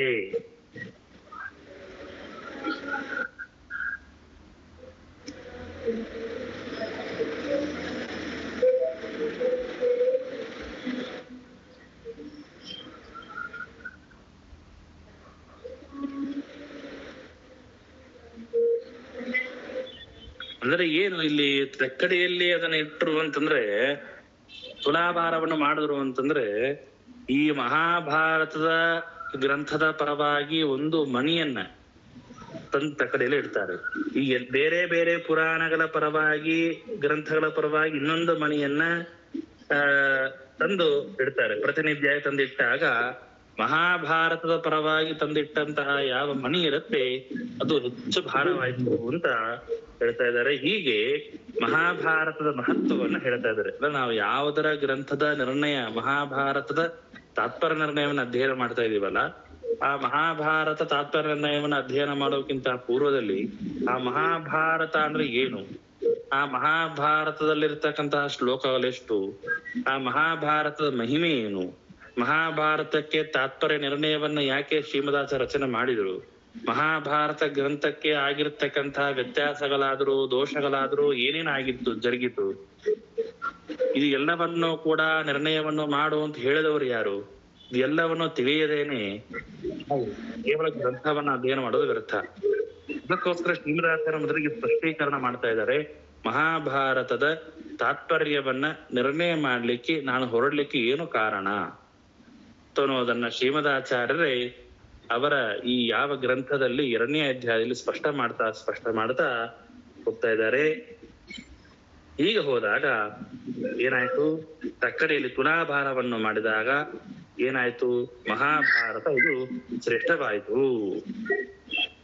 ಮಹಾಭಾರತ ಇದು ಶ್ರೇಷ್ಠವಾಯಿತು. ಭಾರತಂ ಸರ್ವವೇದಾಶ್ಚ ತುಲಾಮಾರೋಪಿತ ಪುರ ದೇವೇ ಬ್ರಹ್ಮಾದಿಭಿ ಸರ್ವೈಃ ಋಷಿಭಿಃ ಸಮನ್ವಿತೈಃ ವ್ಯಾಸಸ್ಯ ವಾಗ್ಮಯ ತತ್ರ ತ್ವತ್ಯರಿಚ್ಛತ ಭಾರತಂ ಅಂತ ಹೇಳಿದ್ರು. ಮುಂದೆ ಹೇಳ್ತಾರೆ, ಭಾರೀ ಭಾರವಾಗಿ ಅದ ಮೇಲೆ ಬಂದಾಗ ಮಹಾಭಾರತ ಗ್ರಂಥದ ಪರವಾಗಿ ಇಟ್ಟಂತಹ ಯಾವ ಮುತ್ತಿನ ಮಣಿ ಇದೆ ಅದು ತೂಕ ಜಾಸ್ತಿಯಾಗಿ ಮೇಲ್ ಬಂದಾಗ ಅವಾಗ ಮತ್ತೆ ಹೇಳಿ ಜಗನ್ನಾಥ್ ಅವರೇ, ಏನ ಪ್ರಶ್ನೆ ಇದೆಯಾ? ಇಲ್ಲ ಇಲ್ಲ ಏನಿಲ್ಲ. ಅವಾಗ ಮುಂತೆ ಶ್ರೀಮದಾಸ ಹೇಳ್ತಾರೆ, ಮಹತ್ವಾತ್ ಭಾರವತ್ವಾಚ ಮಹಾಭಾರತ ಮುಚ್ಚತೆ ನಿರುತ್ತಮಸ್ಯ ಯೋ ವೇದ ಸರ್ವ ಪಾಪೈಃ ಪ್ರಮುಚ್ಯತೆ. ಯಾಕೆ ಮಹಾಭಾರತ ಅಂತ ಹೆಸರು ಬಂತು?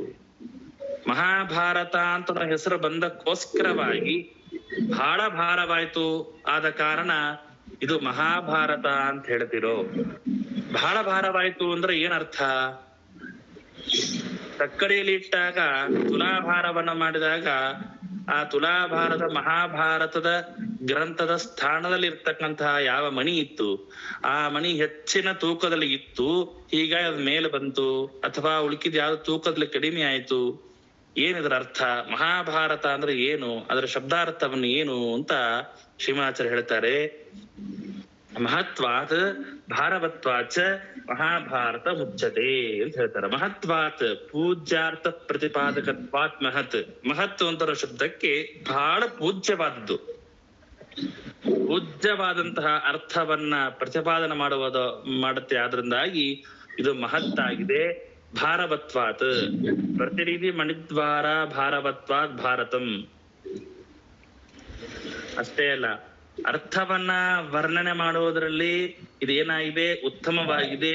ಆ ಕಾರಣದಿಂದಾಗಿ ಭಾರತದಲ್ಲಿ ಇದು ಈ ಗ್ರಂಥ ಮಹಾಭಾರತ ಅಂತ ಅನಿಸ್ಕೊಂಡಿದೆ. ಮಹತ್ವಾತ್ ಪೂಜಾರ್ಥ ಪ್ರತಿಪಾದಕತ್ವಾತ್ ಮಹತ್ ಭಾರವತ್ವಾತ್ ಪ್ರತಿನಿಧಿ ಮಣಿದ್ವಾರ ಭಾರವತ್ವಾತ್ ಭಾರತಂ.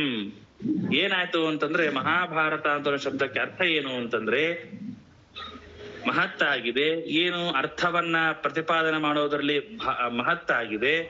ಭಾರವಾಗಿದೆ ಏನು ಅಂತಂದ್ರೆ ಈ ಗ್ರಂಥದ ಪರವಾಗಿ ಪ್ರತಿನಿಧಿಯಾಗಿ ಒಂದು ಮಣಿಯನ್ನು ಏನು ತಕ್ಕಡೆಯಲ್ಲಿ ಇಡ್ತಾರಲ್ಲ, ಆ ಮಣಿಯನ್ನ ತಕ್ಕಡೆಯಲ್ಲಿ ಇಟ್ಟಾಗ ಅದು ಏನಾಯ್ತು, ಮಣಿ ಭಾರವಾಯ್ತು, ಮಹತ್ವ ಆಗಿದೆ.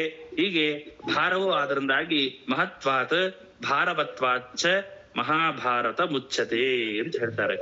ಯದ್ವಾ ಇನ್ನೊಂದು ಅರ್ಥವನ್ನು ಕೂಡ ಹೇಳ್ತಾರೆ, ಏನು ಅಂತಂದ್ರೆ ಭಾರೇನ ತತ್ತತ್ವಾತ್ ಭಾರತಂ ಏಕದೇಶ ಗ್ರಾಹ್ಯಂ ಅಂತ. ಅಂತೂ ಈ ಒಂದು ಅರ್ಥವನ್ನು ಹೇಳ್ತಾ ನಿರುಕ್ತಮಸ್ಯ ಯೋ ವೇದ ಸರ್ವ ಪಾಪೈ ಪ್ರವೃತ್ಯತೆ. ನಿರುಕ್ತಂ ನಿತರಾ ಮುಕ್ತಂ ವಚನಂ ವ್ಯಾಖ್ಯಾನಂ ಎಂಬುದಾಗಿ ಹೇಳ್ತಾ ಇದ್ದಾರೆ.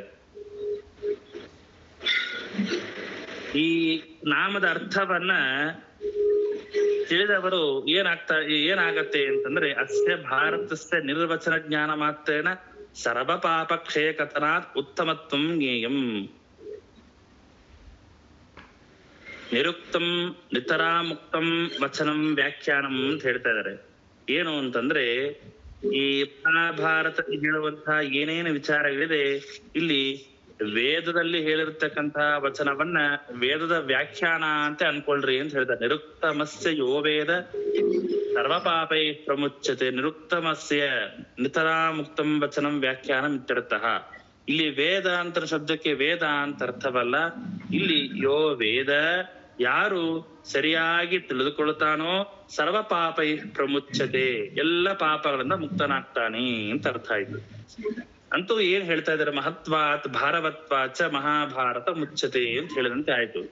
ಮಹಾಭಾರತ ಶಬ್ದದ ಏನ್ ಅರ್ಥ ಅಂತ ನಾವು ಹೇಳ್ತಾ, ಈ ಮಹಾಭಾರತದ ಶಬ್ದದ ಅರ್ಥ ಇದು ಹೀಗೆ ಅಂತ ತಿಳಿದುಕೊಳ್ಬೇಕು. ಹೀಗೆ ತಿಳಿದುಕೊಂಡಂತಹ ವ್ಯಕ್ತಿಗೆ ಅಂದ್ರೆ ಏನು ಅರ್ಥದಿಂದಲೂ ಕೂಡ ಗ್ರಂಥ ಏನು 6 ಲಕ್ಷ ಶ್ಲೋಕಗಳಿಂದ ಕೂಡಿದೆ, ಹೀಗಾಗಿ ಬುಕ್ ಬಹಳ ವೆಯ್ಟ್ ಆಗಿದೆ ಅಂತನಕ್ಕೋಸ್ಕರವಾಗಿ ಅದಕ್ಕೆ ಮಹಾಭಾರತ ಅಂತ ಹೆಸರು ಇಟ್ಟಿಲ್ಲ. ಆ ಮಹಾಭಾರತ ಅಂತ ಹೆಸರು ಯಾಕೆ ಇಟ್ಟಿದ್ದಾರೆ ವೇದವ್ಯಾಸ ದೇವರು ಅಂತಂದ್ರೆ ಮಹತ್ ಏನು ಅರ್ಥವನ್ನ ಪ್ರತಿಪಾದನೆ ಮಾಡುವಂತಹ ವಿಷಯದಲ್ಲಿ ಭಾರಿ ಮಹತ್ತಾಗಿದೆ. ಭಾರವತ್ವಾಚ ಭಾರವೂ ಆಗಿದೆ. ಆ ಮಹಾಭಾರತ ಗ್ರಂಥದ ಪರವಾಗಿ ತುಲಾಭಾರದಲ್ಲಿ ಒಂದು ಮಣಿಯನ್ನು ಇಟ್ಟಾಗ ಆ ಮಣಿ ಬಹಳ ಭಾರವಾಯಿತು. ಹೀಗಾಗಿ ಮಹತ್ವಾದ್ ಭಾರವತ್ವಾಚ ಮಹಾಭಾರತ ಮುಚ್ಚದೆ. ಇಂತಹ ಮಹಾಭಾರತದ ಗ್ರಂಥದ ಅರ್ಥವನ್ನ ಶಬ್ದದ ಅರ್ಥವನ್ನ ಯಾರು ಸರಿಯಾಗಿ ತಿಳಿದುಕೊಳ್ತಾರೋ ಅವರು ಸರ್ವ ಪಾಪೈ ಪ್ರಮುಚ್ಚತೆ ಎಂಬುದಾಗಿ ಎಲ್ಲ ಪಾಪಗಳನ್ನು ಕೂಡ ಮುಕ್ತರಾಗ್ತಾರೆ ಅಂದ್ರೆ ಶ್ರೀಮದಾಚಾರ್ಯ ಹೇಳ್ತಾ ಇದ್ದಾರೆ. ಮುಂದೆ ನಿರ್ಣಯ ಸರ್ವಶಾಸ್ತ್ರಾಣಾಂ ಸದೃಷ್ಟಾಂತೋ ಹಿ ಭಾರತೆ ಕೃತೋ ವಿಷ್ಣುವಶತ್ವಂ ಹಿ ಬ್ರಹ್ಮಾದೀನಾಂ ಪ್ರಕಾಶಿತಂ. ನಿರ್ಣಯ ಸರ್ವಶಾಸ್ತ್ರಾಣಾಂ ಸದೃಷ್ಟಾಂತೋ ಹಿ ಭಾರತೆ ಅಂತ ಹೇಳ್ತಾರೆ. ಎಲ್ಲ ಶಾಸ್ತ್ರಗಳ ನಿರ್ಣಯ ಈ ಭಾರತದಲ್ಲಿ ಇದೆ ಅಂತ ಹೇಳ್ತಾ ಇದ್ದಾರೆ. ಭಾರತೆ ಸರ್ವಶಾಸ್ತ್ರಾಣಾಂ ನಿರ್ಣಯ ನಿರ್ಣೀತಿ. ಎಲ್ಲ ಶಾಸ್ತ್ರಗಳ ನಿರ್ಣಯ ಎಲ್ಲಿ ಸಿಗತ್ತೆ ಅಂತಂದ್ರೆ ಭಾರತದಲ್ಲಿ ಎಲ್ಲ ಶಾಸ್ತ್ರಗಳ ನಿರ್ಣಯ ಸಿಗಂತೆ. ಸದೃಷ್ಟಾಂತಹ ದೃಷ್ಟಾಂತ ನಿದರ್ಶನಂ ತೇನ ಸಹಿತ. ನಿಮಗೆ ಮಹಾಭಾರತದಲ್ಲಿ ಏನು ಬೇಕು ಎಲ್ಲ ವಿಷಯಗಳು ಕೂಡ ಈ ಮಹಾಭಾರತ ಗ್ರಂಥದಲ್ಲಿ ದೃಷ್ಟಾಂತ ಸಹಿತವಾಗಿ ಹೇಳಿದ್ದಾರೆ. ಆದ್ರಿಂದಾಗಿ ನಿರ್ಣಯ ಸರ್ವಶಾಸ್ತ್ರಾಣ ಸದೃಷ್ಟಾಂತೋ ಹಿ ಭಾರತೆ. ಯಾಕ್ರಿ ಅಲ್ಲ ಈಗ ಒಂದು ಗ್ರಂಥವನ್ನ ಭಾರಿ ದೊಡ್ಡದು ಬಹಳ ದೊಡ್ಡದು ಅಂತ ಒಬ್ಬ ವ್ಯಕ್ತಿ ಹೇಳ್ತಾರೆ ಅಂತಂದ್ರೆ ಏನಾದ್ರು ವಿಷಯ ಇರ್ಬೇಕು. ಏನಂತಹ ಸಾಮರ್ಥ್ಯ ಏನಿದೆ ಅಂತಂದ್ರೆ ಯಾಕೆ ಆ ಮಹಾಭಾರತ ಗ್ರಂಥ ಶ್ರೇಷ್ಠ ಅಂತಂದ್ರೆ ಎಲ್ಲ ಶಾಸ್ತ್ರಗಳ ನಿರ್ಣಯ, ಎಲ್ಲ ಸರ್ವಶಾಸ್ತ್ರಾಣ ನಿರ್ಣಯ, ಎಲ್ಲ ಶಾಸ್ತ್ರಗಳ ನಿರ್ಣಯವನ್ನ ದೃಷ್ಟಾಂತ ಸಹಿತವಾಗಿ ವೇದವ್ಯಾಸ ದೇವರು ಮಹಾಭಾರತದಲ್ಲಿ ಹೇಳಿದ್ದಾರೆ. ಕೃತೋ ವಿಷ್ಣುವಶತ್ವಂ ಹಿ ಬ್ರಹ್ಮಾದೀನಾಂ ಪ್ರಕಾಶಿತಂ. ಅಷ್ಟೇ ಅಲ್ಲ, ಬ್ರಹ್ಮಾದೀನ ವಿಷ್ಣುವಶತ್ವಂ, ಬ್ರಹ್ಮಾದಿ ಎಲ್ಲ ದೇವತೆಗಳು ಕೂಡ ಭಗವಂತನ ಅಧೀನ, ಭಗವಂತನ ಅಧೀನವನ್ನು ಕೂಡ ಬಹಳ ಸ್ಪಷ್ಟವಾಗಿ ಅಲ್ಲಿ ಹೇಳಿದ್ದಾರೆ. ಅದರಿಂದಾಗಿ ಕೃತಃ ವಿಷ್ಣುವಶತ್ವಂ ಹಿ ಬ್ರಹ್ಮಾದೀನಾಂ ಪ್ರಕಾಶಿತಂ, ಎಲ್ಲ ಬ್ರಹ್ಮಾದಿ ಎಲ್ಲ ದೇವತೆಗಳು ಕೂಡ ಭಗವಂತನ ವಶರಾಗಿದ್ದಾರೆ ಅಂತನ್ನೋದನ್ನ ಆ ಗ್ರಂಥದಲ್ಲಿ ಸ್ಪಷ್ಟವಾಗಿ ಹೇಳಿದೆ. ಅಲ್ಲಾರಿ ಇದನ್ನೇನು ಹೊಸದಾಗಿ ಹೇಳೋದು? ಮಹಾಭಾರತದ ಹರಿವಂಶದಲ್ಲಿ ಹೇಳಿದ್ದಾರೆ, ಬ್ರಹ್ಮಾಂಡ ಪುರಾಣದಲ್ಲಿ ಹೇಳಿದ್ದಾರೆ, ವೆಂಕಟೇಶ ಮಹಾತ್ಮದಲ್ಲಿ ಹೇಳಿದ್ದಾರೆ. ವಿಶೇಷ ಏನಿಲ್ಲಿ ಅಂತಂದ್ರೆ ಬ್ರಹ್ಮಾದಿಗಳು ಭಗವಂತನ ಅಧೀನ ಅಂತ ಅನ್ನೋದನ್ನ ಈ ಗ್ರಂಥದಲ್ಲಿ ಹೇಳಿದ್ದಾರೆ, ಆದ್ರಿಂದಾಗಿ ದೊಡ್ಡದು ಅಂತ ಹೇಳ್ತಿರಲ್ಲ, ಯಾಕೆ? ಬೇರೆ ಬೇರೆ ಗ್ರಂಥಗಳಲ್ಲಿಯೂ ಕೂಡ ಬ್ರಹ್ಮಾದಿಗಳು ದೇವರ ಅಧೀನ ಅಂತ ಹೇಳಿದಾರಲ್ಲ, ಇಲ್ಲಿ ಏನ್ ವಿಶೇಷ ಅಂತಂದ್ರೆ ಅಲ್ಲಲ್ಲಿ ಬಹಳ ಕಡಿಮೆಯ ಒಂದು ಪ್ರಮಾಣದಲ್ಲಿ ಹೇಳಿದ್ರು. ಈ ಬೇರೆ ಬೇರೆ ಗ್ರಂಥಗಳಲ್ಲಿ ಇನ್ನೂ ಸ್ಪಷ್ಟವಾಗಿ ದೃಢವಾಗಿ ಮಹಾಭಾರತದಲ್ಲಿ ಹೇಳಿದ್ದಾರೆ ಅಂತ ನಾವು ಇಟ್ಕೊಳ್ಬೇಕು. ಅಂತೂ ಮಹಾಭಾರತ ಶಾಸ್ತ್ರ ಯಾಕೆ ಶ್ರೇಷ್ಠ ಅಂತಂದ್ರೆ ಎಲ್ಲ ಶಾಸ್ತ್ರಗಳ ನಿರ್ಣಯವನ್ನ ದೃಷ್ಟಾಂತ ಪುರಸ್ಸರವಾಗಿ ನಮಗೆ ವೇದವ್ಯಾಸ ದೇವರು ಒಂದೇ ಕಡೆಗೆ ಸೇರಿಸಿ ಹೇಳಿದ್ದಾರೆ. ಆದ್ರಿಂದಾಗಿ ಮಹಾಭಾರತ ಶ್ರೇಷ್ಠ ಎಂಬುದಾಗಿ ಹೇಳ್ತಾ ಇದ್ದಾರೆ.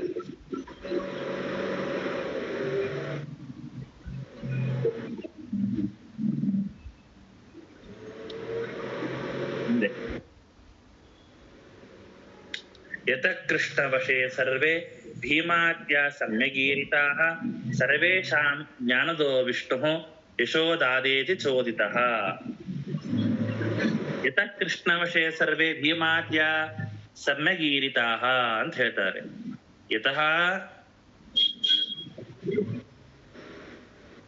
ಯತಃ ಕೃಷ್ಣ ವಶೇ ಸರ್ವೇ ಭೀಮಾದ್ಯಾಃ ಸಮ್ಯಗೀರಿತಾಃ. ಅಷ್ಟೇ ಅಲ್ಲ ನೋಡ್ರಿ, ಬ್ರಹ್ಮಾದಿಗಳು ಎಲ್ಲರೂ ಕೂಡ ವಿಷ್ಣುವಿನ ವಶ ಅಂತ ಹಿಂದಿನ ಶ್ಲೋಕದಲ್ಲಿ ಹೇಳಿದ್ರು. ಹಿಂದಿನ ಶ್ಲೋಕ ಏನ್ ಹೇಳಿದ್ರು?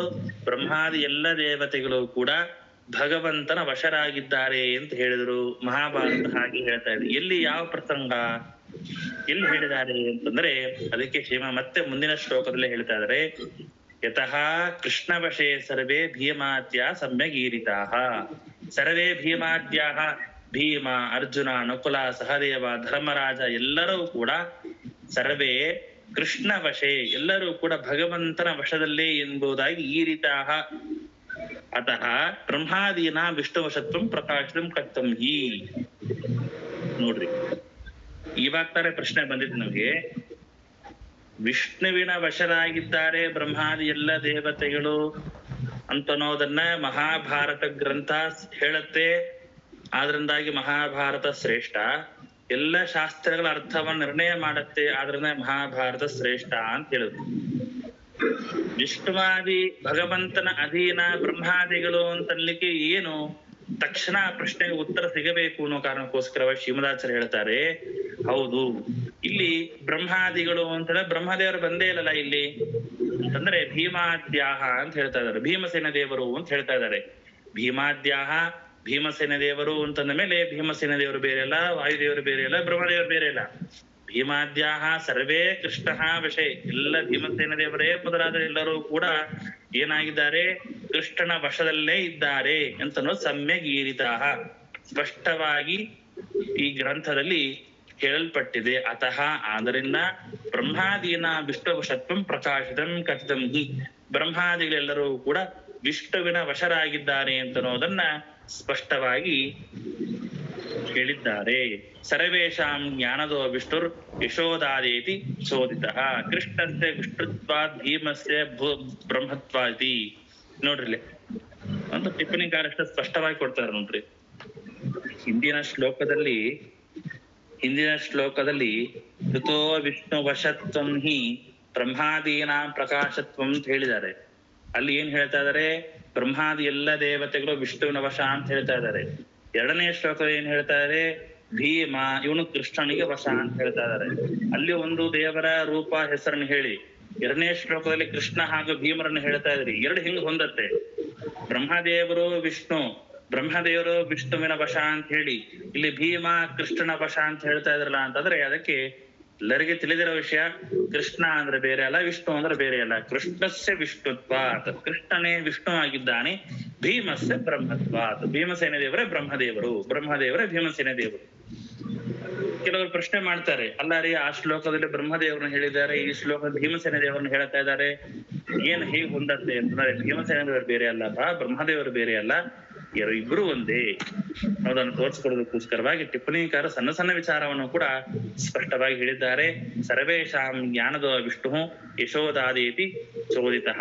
ಅದರಿಂದಾಗಿ ಸರ್ವೇಶಾಂ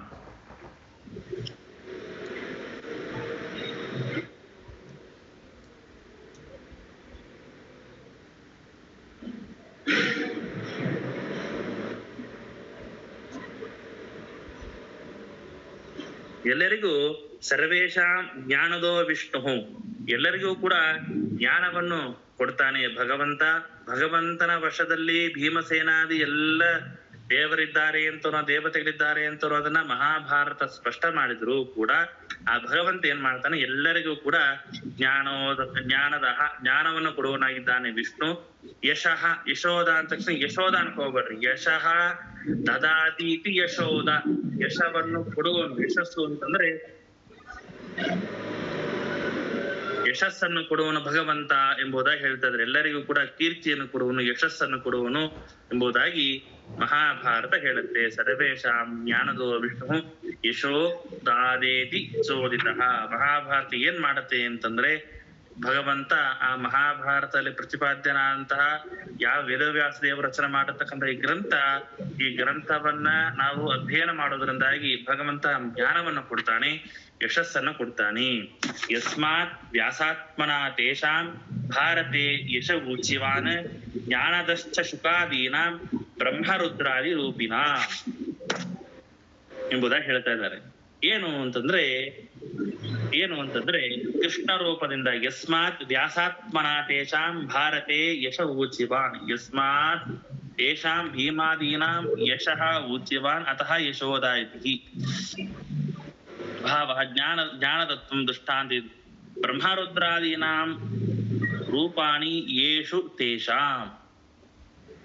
ಭಗವಂತ ವ್ಯಾಸರೂಪದಿಂದ ಯಾಕೆ ಅಂತಂದ್ರೆ ವ್ಯಾಸರೂಪದಿಂದಾಗಿ ಅವರ ಕೀರ್ತಿಯನ್ನ ಭಗವಂತ ಭಾರತದಲ್ಲಿ ಹೊಗಳಿದ್ದಾನೆ. ಯಾವ ಕಾರಣದಿಂದ ವ್ಯಾಸಾತ್ಮನ ಅಂದ್ರೆ ವೇದವ್ಯಾಸ ದೇವರಿಂದ ತೇಷಾಂ ಅಂತ ಶಬ್ದಕ್ಕೆ ಏನರ್ಥ ಅಂತಂದ್ರೆ, ತೇಷಾಂ ಅಂತಂದ್ರೆ ಈ ಯಾವ ಭೀಮಸೇನ ದೇವರೇ ಮೊದಲಾದಂತ ಅವರ ಏನು ಇತಿಹಾಸ ಇದೆ, ಕಥಾಭಾಗ ಇದೆ, ಅವರ ಪರಾಕ್ರಮ ಇದೆ, ಎಲ್ಲವನ್ನೂ ಕೂಡ ವೇದವ್ಯಾಸ ದೇವರು ಮಹಾಭಾರತ ಗ್ರಂಥದಲ್ಲಿ ಊಚಿವಾನ್ ಹೇಳಿದ್ದಾರೆ. ಜ್ಞಾನದಶ್ಚ ಶುಕಾದೀನಾಂ ಬ್ರಹ್ಮರುದ್ರಾದಿ ರೂಪಿನ ಎಂಬುದಾಗಿ ಹೇಳ್ತಾ ಇದ್ದಾರೆ. ಅಷ್ಟೇ ಅಲ್ಲ ನೋಡ್ರಿ, ವೇದವ್ಯಾಸ ದೇವರು ಅವರ ಕೀರ್ತಿಯನ್ನ ಮಹಾಭಾರತದಲ್ಲಿ ಹೊಗಳಿದ್ದಾರೆ. ಅಷ್ಟೇ ಅಲ್ಲ, ಭಗವಂತನ ವೇದವ್ಯಾಸ ದೇವರು ಸ್ವಯಂ ತಾನು ಕೃಷ್ಣನ ಅವತಾರ ರೂಪದಿಂದಾಗಿ ಏನ್ ಅರ್ಜುನನಿಗೆ ಸಾರಥ್ಯನಾಗಿದ್ದಾನೆ. ಅಷ್ಟೇ ಅಲ್ಲ, ಗೀತೆಯನ್ನ ಉಪದೇಶ ಕೊಡುವ ಮೂಲಕವಾಗಿ ಅವರಿಗೆ ಕೀರ್ತಿಯನ್ನು ತಂದು ಕೊಟ್ಟಿದ್ದಾನೆ. ಅಷ್ಟೇ ಅಲ್ಲ, ಬ್ರಹ್ಮರುದ್ರಾದಿ ರೂಪಿನ ನೋಡ್ರಿ, ಬ್ರಹ್ಮರುದ್ರಾದಿನ ರೂಪಾನಿ ಯೇಷು ತೇಷಾಂ. ಬ್ರಹ್ಮ ಹಾಗೂ ರುದ್ರ ಇವರ ಆವೇಶ ಇರ್ತಕ್ಕಂತಹ ಯಾವ ಬ್ರಹ್ಮರುದ್ರರೇ ಮೊದಲಾದಂತಹ ಅಂದ್ರೆ ಬ್ರಹ್ಮದೇವರ ವಿಶೇಷವಾದಂತಹ ಆವೇಶ ಇರುವ, ರುದ್ರದೇವರ ವಿಶೇಷವಾದಂತಹ ಆವೇಶ ಇರುವಂತಹ ಯಾವ ವೈಶಂಪಾಯನರು, ಶುಕಾಚಾರ್ಯರು, ವೈಶಂಪಾಯನ ಇವರು ಬ್ರಹ್ಮದೇವರ ಆವೇಶ, ಶುಕಾಚಾರ್ಯರು ಇವರು ವಾಯುದೇವರ ಹಾಗೂ ರುದ್ರದೇವರ ಆವೇಶ, ವಾಯುದೇವರ ವಿಶೇಷವಾದಂತಹ ಸನ್ನಿಧಾನ, ಪೈಲ ಋಷಿಗಳಲ್ಲಿ ಶೇಷದೇವರ ಆವೇಶ, ಸುಮಂತ್ ಇವರೆಲ್ಲ ಗರುಡನ ಆವೇಶ, ಜೈಮಿನಿಯಲ್ಲಿ ಇಂದ್ರದೇವರ ಆವೇಶ. ಹೀಗೆ ನೋಡಿ, ಯಾರ ಮೂಲಕವಾಗಿ ವೇದವ್ಯಾಸ ದೇವರು ಮಹಾಭಾರತವನ್ನ ಭೂಮಿಗೆ ಪ್ರಕಟಣಗೊಳಿಸಿದ್ರು ನೋಡ್ರಿ. ಜ್ಞಾನದಶ್ಚ ಶುಕಾದೀನಾಂ ಬ್ರಹ್ಮರುದ್ರಾದಿ ರೂಪಿನ. ವೇದವ್ಯಾಸ ದೇವರು ಗ್ರಂಥವನ್ನ ರಚನೆ ಮಾಡಿದ್ರು. ಆ ಗ್ರಂಥದಲ್ಲಿ ಯಾರು ಭೀಮಸೇನ ದೇವರೇ ಮೊದಲಾದವರು ಎಲ್ಲರನ್ನೂ ಕೂಡ ಹೊಗಳಿದ್ದಾರೆ. ಮುಂದೇನು ಮುಂದೆ ಪರಂಪರ ಹೇಗೆ ಅಂತಂದ್ರೆ, ಬ್ರಹ್ಮರುದ್ರಾದಿ ರೂಪಾಣಿ, ಬ್ರಹ್ಮದೇವರ ಹಾಗೂ ರುದ್ರದೇವರ ವಿಶೇಷ ಸನ್ನಿಧಾನ ಇರ್ತಕ್ಕಂತಹ ಯಾವ ಈ ಬ್ರಹ್ಮದೇವರ ವಿಶೇಷವಾದಂತಹ ಸನ್ನಿಧಾನ ವೈಶಂಪಾಯನ ಋಷಿಗಳಲ್ಲಿದೆ. ಆ ವೈಶಂಪಾಯನರ ಜನಮೇಜರಿಗೆ ಮಹಾಭಾರತ ಉಪದೇಶ ಮಾಡ್ತಾರೆ. ವೈಶಂಪಾಯನರ ಮೂಲಕವಾಗಿ ಜನಮೇಜನಿಗೆ ವೈಶಂಪಾಯನರು ಈ ಮಹಾಭಾರತವನ್ನು ಉಪದೇಶ ಮಾಡ್ತಾರೆ. ಆ ಜನಮೇಜಯ ಯಾರು? ಪರೀಕ್ಷಿತ್ ರಾಜನ ಮಗ. ಪರೀಕ್ಷಿತ್ ರಾಜ ತಾನು ಹಾವು ಕಚ್ಚಿ, ಭಾಗವತದ ಕೊನೆಯ ಘಟ್ಟ, ಪರೀಕ್ಷಿತ್ ರಾಜ ತಾನು ಹಾವು ಕಚ್ಚಿ ಮೃತನಾದಾಗ ಜನಮೇಜಯ ಎಲ್ಲ ಸರ್ಪಗಳಿಗೆ ಶಾಪವನ್ನು ಹಾಕ್ತಾನೆ. ಆಗ ವೈಶಂಪಾಯನರು ಎಲ್ಲರನ್ನು ತಡೆಯುತ್ತಾರೆ. ಆವಾಗ ಮತ್ತೆ ಜ್ಞಾನವನ್ನು ಉಪದೇಶ ಮಾಡಿ ಅಂತ ಜನಮೇಜಯ ಪ್ರಶ್ನೆ ಮಾಡಿದಾಗ ವೈಶಂಪಾಯನೋ ವಾಚ ಅಂತೇಳಿ ಶುರುವಾಗತ್ತೆ. ಆ ವೈಶಂಪಾಯನಲ್ಲಿ ವಿಶೇಷವಾಗಿ ಯಾರ ಸನ್ನಿಧಾನ ಇತ್ತು? ಬ್ರಹ್ಮದೇವರ ಸನ್ನಿಧಾನ ಇತ್ತು. ಇನ್ನ ಶುಕಾಚಾರ್ಯರು, ಈ ಶುಕಾಚಾರ್ಯರು ಯಾರಿದ್ದಾರೆ ಅವರು ವಿಶೇಷವಾಗಿ ಶುಕಮುನಿಗಳು ರುದ್ರದೇವರ ಸನ್ನಿಧಾನೋಪೇತರು. ಅವರಲ್ಲಿ ವಾಯುದೇವರ ವಿಶೇಷವಾದಂತಹ ಸನ್ನಿಧಾನವೂ ಕೂಡ ಇದೆ. ಈಗ ಶುಕಾಚಾರ್ಯರ ಮೂಲಕವಾಗಿ ಮತ್ತು ಆ ಪೈಲ ಎಂಬಂತಹ ಋಷಿಗಳು, ಅವರಲ್ಲಿ ಶೇಷದೇವರ ಸನ್ನಿಧಾನ ಇದೆ, ವಿಶೇಷವಾದಂತಹ ಆವೇಶ ಇದೆ. ಸುಮಂತ್ ಎಂಬಂತಹ ಋಷಿಗಳು, ಅವರಲ್ಲಿ ಗರುಡನ ಆವೇಶ ಇದೆ. ಜೈಮಿನಿ ಎಂಬಂತಹ ಋಷಿಗಳು, ಅವರ ಶಕ್ರ ಅಂದ್ರೆ ಇಂದ್ರ. ಹೀಗೆ ಜ್ಞಾನದಶ್ಚ ಶುಕಾದೀನಾಂ, ಶುಕಾದಿ ಅಂತ ಹೇಳಿದ್ದಾರೆ ನೋಡ್ರಿ. ಶ್ರೀಮದಾಚಾರ್ಯ ಒಂದೇ ಒಂದು ಶಬ್ದವನ್ನು ಮಾತ್ರ ಶುಕಾದಿ ಅಂತ ಹೇಳಿದ್ರು. ಶುಕಾದಿ ಆದಿ ಶಬ್ದೇನ ಇವರೆಲ್ಲರನ್ನು ಕೂಡ ತಿಳ್ಕೊಳ್ಳೋದು. ಯಾರು ಆದಿ ಶಬ್ದೇನ? ವೈಶಂಪಾಯನರು, ಪೈಲ ಋಷಿಗಳು, ಸುಮಂತ ಋಷಿಗಳು, ಜೈಮಿನಿ ಋಷಿಗಳು ಅಂತ ಎಲ್ಲರ ಹೆಸರನ್ನು ಹೇಳ್ತಾ ಕೂಡ್ಲಿಕ್ಕಾಗಲ್ಲ ಅಂತ ಹೇಳಿ ಅಂಡರ್ಸ್ಟುಡ್ ಮಾಡ್ಕೊಳ್ರಿ ಅಂತ ಹೇಳಿ ಅದಕ್ಕೆ ಬ್ರಹ್ಮರುದ್ರಾದಿ ರೂಪಿನಾಂ ಅಲ್ಲಿ ಆದಿ ಶಬ್ದ ಇಟ್ಟಿದ್ದಾರೆ. ಶುಕಾದೀನಾಂ ಅಂತ ಅನ್ನೋದ್ರಲ್ಲಿ ಆದಿ ಶಬ್ದ, ಬ್ರಹ್ಮರುದ್ರಾದಿ ಅಂತ ಅನ್ನೋದ್ರಲ್ಲಿ ಆದಿ ಶಬ್ದ ಇಟ್ಟಿದ್ದಾರೆ. ಇದು ಸ್ವಲ್ಪ ಸಂಸ್ಕೃತ ಬಂದವರಿಗೆ ಆ ಸೂಕ್ಷ್ಮ ಗೊತ್ತಾಗುತ್ತೆ. ಜ್ಞಾನದಶ್ಚ ಶುಕಾದೀನಾಂ ಬ್ರಹ್ಮರುದ್ರಾದಿ ರೂಪಿನಾಂ. ಬ್ರಹ್ಮರುದ್ರ ರೂಪಿನಾಂ ಅಂತ ಹೇಳಬೇಕಾಯ್ತು. ಬ್ರಹ್ಮರುದ್ರರೇ ಮೊದಲಾದ ರೂಪವುಳ್ಳವರು ಅಂತ ಯಾಕೆ ಹೇಳಿದ್ರು ಅಂದ್ರೆ ಬ್ರಹ್ಮದೇವರ ಅಂಶ, ವಾಯುದೇವರ ಅಂಶ, ಶೇಷನ ಅಂಶ, ಗರುಡ, ಶಕ್ರ. ಇಲ್ಲಿ 5 ಜನರ ಅಂಶ ಇರ್ತಕ್ಕಂತಹ 5 ಜನರು ಯಾರು? ವೈಶಂಪಾಯನ, ಶುಕ, ಪೈಲ, ಸುಮಂತು, ಜೈಮಿನಿ. ಹೀಗೆ 5 ಜನರಲ್ಲಿ 5 ಜನ ದೇವತೆಗಳ ರೂಪ ವಿಶೇಷವಾದಂತಹ ಸನ್ನಿಧಾನ ಇದ್ದು ಅವರ ಮೂಲಕವಾಗಿ ಭಗವಂತ ಶ್ರೀ ವೇದವ್ಯಾಸ ದೇವರು ನಮಗೆ ಈ ಯಾವ ಉತ್ತಮವಾದಂತಹ ಗ್ರಂಥವನ್ನ ಜ್ಞಾನದಾನವನ್ನು ಮಾಡಿದ್ದಾರೆ. ಜ್ಞಾನದಶ್ಚದ ಜ್ಞಾನದಾನ. ಶುಕಾಚಾರ್ಯರು, ಸೂತ ಪುರಾಣಿಕರು, ಶೌನಕರು ಇಲ್ಲದೆ ಹೊರತು ಭಾಗವತ ಸಿಗಲ್ಲ. ಶುಕಾಚಾರ್ಯರಿಲ್ಲದೆ ಹೊರತು ಸೂತಾಚಾರ್ಯರಿಗೆ ಭಾಗವತ ಬರ್ತಾ ಇರಲಿಲ್ಲ. ಶುಕಾಚಾರ್ಯರು ವೇದವ್ಯಾಸ ದೇವರಲ್ಲಿ ಅಧ್ಯಯನ ಮಾಡದ ಹೊರತು ಅವರಿಗೆ ಭಾಗವತ ಸಿಗ್ತಾ ಇರಲಿಲ್ಲ. ಅಂತೂ ಶುಕಾಚಾರ್ಯರಿಂದ ಸೂತರು, ಸೂತರಿಂದ ಶೌನಕರು, ಶೌನಕರಿಂದ ಮತ್ತು ಇನ್ನೊಂದು ಪರಂಪರೆ ನಾರದರಿಂದಾಗಿ ಸನಕಾದಿಗಳು, ಹೀಗೆ 2 ಪರಂಪರಾ ಮೂಲಕವಾಗಿ ಭಾಗವತ ಬರುತ್ತೆ ಅಂತಾದ್ರೆ ಮಹಾಭಾರತ ವೈಶಂಪಾಯನ ಹಾಗೂ ಜನಮೇಜಯ. ವೈಶಂಪಾಯನರ ಮೂಲಕವಾಗಿ ಜನಮೇಜಯ ರಾಜನಿಗೆ ಉಪದೇಶ ಮಾಡುವ ಮೂಲಕವಾಗಿ ಈ ವೇದವ್ಯಾಸ ರಚನೆ ಮಾಡಿರ್ತಕ್ಕಂತಹ ಈ ಯಾವ ಮಹಾಭಾರತ ಇದೆ ಅದು ಹೊರಗ್ ಬಂತು ಎಂಬುದಾಗಿ ಹೇಳ್ತಾ ಇದ್ದಾರೆ. ಅರ್ಥ ಆಯ್ತಾ? ಅರ್ಥ ಆಗ್ತಾ ಇದೆ ಸ್ವಲ್ಪ ಇವತ್ತಿನದು?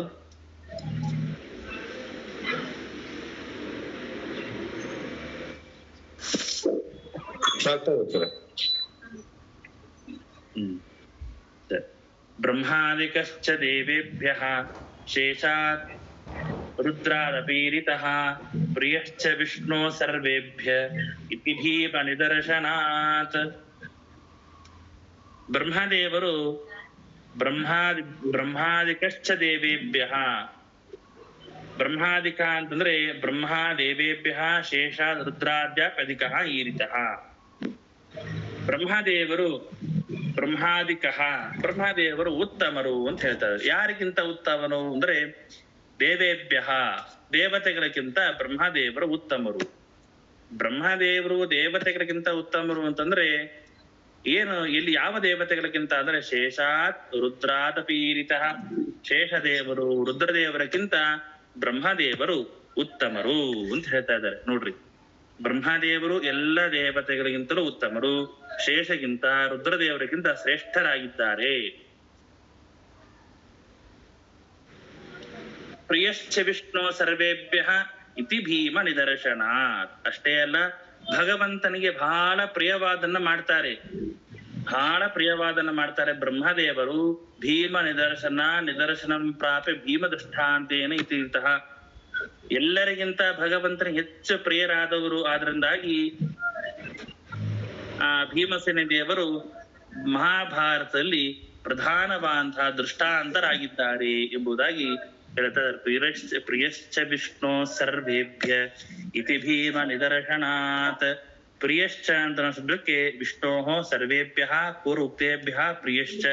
ಭಗವಂತನಿಗೆ ಎಲ್ಲ ರೀತಿಯಿಂದಲೂ ಕೂಡ ಭೀಮಸೇನ ಬಹಳ ಪ್ರೀತ್ಯಾಸ್ಪದರು. ವಾಯುದೇವರು, ಭೀಮಸೇನ ದೇವರು, ಹನುಮಂತ ದೇವರು ಎಲ್ಲ ಏನು ವಾಯುದೇವರ ಅವತಾರ ಭೂತರ ಅಂತ ಅವತಾರತ್ರಯದಲ್ಲಿರ್ತಕ್ಕಂತಹ ಯಾವ ವಾಯುದೇವರಿದ್ದಾರೆ ಎಲ್ಲ ಕಾಲದಲ್ಲಿಯೂ ಕೂಡ ಹಿಂದೆ ಹೇಳಿದ ರೀತಿಯಲ್ಲಿ ದೇವರಿಗೆ ಬಹಳ ಪ್ರೀತಿಗೆ ಪಾತ್ರರಾದವರು ಭೀಮಸೇನ ದೇವರು. ಭೀಮ ನಿದರ್ಶನಂ ಪ್ರಾಪ್ಯ ಭೀಮ ದೃಷ್ಟಾಂತೇನ ಇತಿ ಭೀಮಸ್ಯ ಸರ್ವಾಧಿಕ ಅತೇ ಪ್ರಿಯಕತ್ವಕತ್ರ ಇದು ಭಾವ. ಅತ್ರ ಶೇಷಾದೃದ್ರ ಕಥನಂ ಮನುಷ್ಯೇಷು ದೃಢಾವತಾರಾಭಾವಾತ್. ಅದರಿಂದಾಗಿ ಏನು ಹೇಳಿ ಹೊರಟಿದ್ದಾರೆ ಅಂತಂದ್ರೆ ಭಗವಂತನಿಗೆ ಬಹಳ ಪ್ರಿಯರಾದವರು ಭೀಮಸೇನ ದೇವರು. ಆದ್ರಿಂದಾಗಿ ಆ ಭೀಮಸೇನ ದೇವರು ಭಗವಂತನಿಗೆ ಬಹಳ ಪ್ರಿಯರಾದರು ಎನ್ನುವಂತಹ ಈ ಪ್ರಮೇಯ ಭಾಗವನ್ನ ತಿಳಿಸಿಕೊಡೋದಕ್ಕೋಸ್ಕರವಾಗಿ ಈ ಮಹಾಭಾರತದಲ್ಲಿ ಭೀಮಸೇನ ದೇವರ ವಿಶೇಷವಾದಂತಹ ಪಾತ್ರಗಳು ಕೂಡ ದೃಷ್ಟಾಂತವಾಗಿ ಹೇಳ್ಕೊಳ್ಬಹುದು. ಅಷ್ಟು ಭಗವಂತನಿಗೆ ಪ್ರೀತ್ಯಾಸ್ಪದರು ಅನ್ನುವಂತಹ ವಿಚಾರವನ್ನು ಹೇಳ್ತಾರೆ. ಹೇಗೆ? ಭೂಭಾರ ಹರಣೆ ವಿಷ್ಣೋ ಪ್ರಧಾನಾಂಗಂ ಹಿ ಮಾರುತಿ ಮಾಗಧಾದಿವದಾದೇವ ದುರ್ಯೋಧನ ವದಾಧಪಿ. ಭಗವಂತನಿಗೆ ಬಹಳ ಪ್ರೀತ್ಯಾಸ್ಪದವಾದವರು ಭೀಮಸೇನ ದೇವರು. ಯಾಕೆ ಅಂತಂದ್ರೆ ಭೂಭಾರ ಹರಣೆ ವಿಷ್ಣೋ ಪ್ರಧಾನಾಂಗಂ ಹಿ ಮಾರುತಿ. ಭಗವಂತ ಈ ಕೃಷ್ಣಾವತಾರ ರಾಮಾವತಾರವನ್ನು ಮಾಡಿದಾಗ ಎಲ್ಲ ಪ್ರಧಾನವಾಗಿ ರಾಮಕೃಷ್ಣಾವತಾರವನ್ನು ಮಾಡಿದಾಗ ಪ್ರಧಾನವಾಗಿ ಭೂಭಾರ ಹರಣಕ್ಕೋಸ್ಕರವಾಗಿ ಭಗವಂತ ಅವತಾರವನ್ನು ಮಾಡಿದ. ಭೂಭಾರ ಹರಣೆ ವಿಷ್ಣು, ಭೂಭಾರ ಹರಣವನ್ನು ಮಾಡೋಕ್ಕೋಸ್ಕರವಾಗಿ ಭಗವಂತ ಅವತಾರವನ್ನು ಮಾಡಿದಾಗ ಅಲ್ಲಿ ಭಗವಂತ ಹೌದು, ಆದ್ರೆ ಅಲ್ಲಿ ಪ್ರಧಾನ ಅಂಗಂ ಹಿ ಮಾರುತಿ. ಅಲ್ಲಿ ಮಾರುತಿ ಅಂದರೆ ಭೀಮಸೇನ ದೇವರು ಪ್ರಧಾನವಾದಂತಹ ಅಂಗ, ಪ್ರಧಾನವಾದಂತಹ ಕಾರ್ಯವನ್ನು ಮಾಡಿದವರು ಅವರು. ಯಹ ಯಸ್ಯ ಕಾರ್ಯೇ ಪ್ರಧಾನಾಂಗಂ ಸಹ ತಸ್ಯ ಪ್ರಿಯ ಇತಿ ಸಿದ್ಧಂ. ನೋಡ್ರಿ, ಶ್ರೀಮದಾಚಾರ್ಯ ಹಿಂದಿನ ಶ್ಲೋಕಕ್ಕೂ ಮುಂದಿನ ಶ್ಲೋಕ ಒಂದು ಲಿಂಕ್ ಇಡ್ತಾರೆ. ಸುಮ್ನೆ ದೇವರಿಗೆ ಭೀಮಸೇನ ದೇವರು ಬಹಳ ಪ್ರಿಯ, ಬ್ರಹ್ಮದೇವರು ಬಹಳ ಪ್ರಿಯ ಅಂತ ಯಾಕೆ ಹೇಳ್ತಾರೆ? ಸುಮ್ನೆ ಶ್ರೀಮದಾಚಾರ್ಯ ಹೇಳ್ತಾ ಇಲ್ಲ. ಯಾಕೆ ದೇವರಿಗೆ ಹನುಮಂತ ದೇವರು ಅಂದ್ರೆ ಬಹಳ ಇಷ್ಟ, ಭೀಮಸೇನ ದೇವರು ಅಂದ್ರೆ ಯಾಕೆ ಬಹಳ ಇಷ್ಟ, ಮಧ್ವಾಚಾರ್ಯ ಅಂತಂದ್ರೆ ಯಾಕೆ ವೇದವ್ಯಾಸ ದೇವರು ಬಹಳ ಪ್ರೀತ್ಯಾಸ್ಪದ ಅಂತಂದ್ರೆ ವಿಚಾರ ಮಾಡಿ. ಪ್ರಧಾನ ಅಂಗಂ ಹಿ ಮಾರುತಿ. ಮೂರು ಅವತಾರಗಳಲ್ಲಿ ನಾವು ಪ್ರಧಾನ ಅಂಗಂ ಹಿ ಮಾರುತಿ ಅಂತ ನೋಡ್ಬೋದು. ಭಗವಂತ ತಾನು ರಾಮಾವತಾರವಾಗಿದ್ದಾಗ ಹನುಮಂತ ದೇವರು ಪ್ರಧಾನಾಂಗಂ ಹಿ ಮಾರುತಿ. ಆ ಸೀತಾದೇವಿಯನ್ನ ತಂದು ರಾಮದೇವರಿಗೆ ಒಪ್ಪಿಸುವಂತಹ ದೊಡ್ಡದಾದಂತಹ ಸ್ಥಳದಲ್ಲಿ ಪ್ರಧಾನವಾದಂತಹ ಅಂಗ ಯಾರದಿತ್ತು? ಮಾರುತಿ, ಹನುಮಂತ ದೇವರದು. ಅದೇ ರೀತಿಯಾಗಿ ಕೃಷ್ಣಾವತಾರ ಮಹಾಭಾರತಗಳಲ್ಲಿ ಪ್ರಧಾನಾಂಗಂ ಹಿ ಮಾರುತಿ. ಪ್ರಧಾನವಾದಂತಹ ಯುದ್ಧವೇ ಮೊದಲಾದಂತಹ ಯಾವ ಪ್ರಸಂಗದಲ್ಲಿ ಈ ಮಾರುತಿ ಅಂತ ಶಬ್ದಕ್ಕೆ ವಾಯುವಿನ ಎರಡನೇ ಅವತಾರರಾದಂತಹ ಭೀಮಸೇನ ದೇವರ ಪ್ರಧಾನವಾದಂತಹ ಅಂಗ ಇತ್ತು. ಆದ್ದರಿಂದ ಸಹ ತಸ್ಯ ಪ್ರಿಯ. ದೇವರ ಕಾರ್ಯದಲ್ಲಿ ಪ್ರಧಾನವಾದಂತಹ ಪಾತ್ರವನ್ನ ವಹಿಸಿ ಆ ಎಲ್ಲ ಕಾರ್ಯವನ್ನು ಕೂಡ ಯಶಸ್ಸಾಗಿ ಮಾಡ್ತಾರೆ. ಆದ್ದರಿಂದಾಗಿ ನನಗೆ ಪ್ರಿಯ ಭೀಮ ಅಂತ ಭಗವಂತ ಹೇಳ್ತಾನೆ. ದೇವರು ನನಗೆ ಈತ ಪ್ರಿಯ ಅಂತ ಹೇಳ್ಬೇಕು ಅಂತಾದ್ರೆ ವಾಯುದೇವರ ಯೋಗ್ಯತೆ, ವಾಯುದೇವರ ಶಕ್ತಿ, ವಾಯುದೇವರಲ್ಲಿರ್ತಕ್ಕಂತಹ ಭಕ್ತಿ ಎಷ್ಟು ಅಂತ ಅನ್ನೋದನ್ನ ನಾವು ವಿಚಾರ ಮಾಡುವ. ಏನು ಅಂತದೇನಪ್ಪ ಇವರು ಪ್ರಧಾನವಾದಂತಹ ಅಂಗವನ್ನು ಏನು ಮಾಡ್ಬಿಟ್ರು ಅವರು ವಾಯುದೇವರು? ಏನ್ ಮಾಡಿದ್ರಪ್ಪ ಇವರು ಅಂತಂದ್ರೆ, ಪ್ರಥಮ ಸಾಧನತ್ವಾತ್ ಪ್ರಿಯೋ ಭವತು ಫಲಾದಿಕಶ್ಚ ಕುತಃ ಮಾಗಧಃ ಆದಿಪದ ಕೀಚಕಾದಿ. ನಾವ್ ಏನ್ ಮಾಡಿದ್ರು ಅಂತ ಹೇಳ್ತೀರಾ? ಭೀಮಸೇನ ದೇವರು ಎಲ್ಲರನ್ನೂ ಕೂಡ, ಕೀಚಕರೇ ಮೊದಲಾದಂತಹ ಎಲ್ಲರನ್ನೂ ಕೂಡ ಭೀಮಸೇನ ದೇವರು ಸಂಹಾರವನ್ನು ಮಾಡಿದ್ದಾರೆ. ಅಷ್ಟೇ ಅಲ್ಲ, ಜರಾಸಂಧ ವಧವನ್ನು ಕೂಡ ಮಾಡಿದ್ದಾರೆ. ಹೀಗೆ ಎಲ್ಲರನ್ನೂ ಕೂಡ ನಾಶ ಮಾಡಿರ್ತಕ್ಕಂಥವರು ಭೀಮಸೇನ ದೇವರು ಎಂಬುದಾಗಿ ಹೇಳ್ತಾರೆ. ಆದಿಪದಾತ್ ಕೀಚಕಾದೀನಾಂ ಗ್ರಹಣಂ ತೇನ ಭೀಮಸ್ಯ ಬಲಾಧಿಕಂ ಮಾಗಧಾದಿವಧಾತ್ ಸಿದ್ಧಂ. ಅನೇಕ ಜನ ರಾಕ್ಷಸರನ್ನ ಅನೇಕ ಜನರನ್ನ ಎಲ್ಲರನ್ನೂ ಕೂಡ ಶ್ರೀಮದಾಚಾರ್ಯರು ತಾವು ಏನ್ ಮಾಡಿದ್ದಾರೆ, ಯಾರು ಭೀಮಸೇನ ದೇವರು ಏನ್ ಮಾಡಿದ್ದಾರೆ ಅಂತಂದ್ರೆ ತನ್ನ ಬಾಹುಬಲದಿಂದಾಗಿ ಎಲ್ಲರನ್ನೂ ಕೂಡ ಸಂಹಾರ ಮಾಡಿದ್ದಾರೆ. ಜರಾಸಂಧನೇ ಮೊದಲಾದಂತಹ ಪ್ರಧಾನರಾದಂತಹ ಯಾವ ರಾಕ್ಷಸರಿದ್ದಾರೆ ಅವರ ಮೂಲಕವಾಗಿ ಭೀಮಸೇನ ದೇವರು ಭೂಭಾರಹರಣವನ್ನ ಮಾಡಿದ್ದಾರೆ. ಭೂಭಾರಹರಣೆ ವಿಷ್ಣು ಪ್ರಧಾನಾಂಗಂ ಹಿ ಮಾರುತಿ ನಾಗದಾಧಿಪದಾ ದೇವ ದುರ್ಯೋಧನ ವದಾದತಿ. ಕೀಚಕ ಮುಂತಾದಂತಹ ಎಲ್ಲರನ್ನೂ ಸಂಹಾರ ಮಾಡುವಾಗ ಆಗ್ಲಿ, ದುರ್ಯೋಧನರ ಮೊದಲಾದಂತ ಎಲ್ಲರನ್ನೂ ಕೂಡ ಕೊಲ್ಲುವಂತಹ ಪ್ರಸಂಗದಲ್ಲಿ ಆಗಲಿ, ಭಗವಂತನ ವಿಶೇಷವಾದಂತಹ ಭೂಭಾರಹರಣದ ಕಾರ್ಯದಲ್ಲಿ ಭೀಮಸೇನ ದೇವರ ವಿಶೇಷವಾದಂತಹ ಅಂಗ ಪಾತ್ರ ಇದೆ. ಆದ ಕಾರಣ ಅವರು ಭಗವಂತನಿಗೆ ಬಹಳ ಪ್ರೀತ್ಯಾಸ್ಪದರು ಎಂಬುದಾಗಿ ಹೇಳ್ತಾ ಇದ್ದಾರೆ.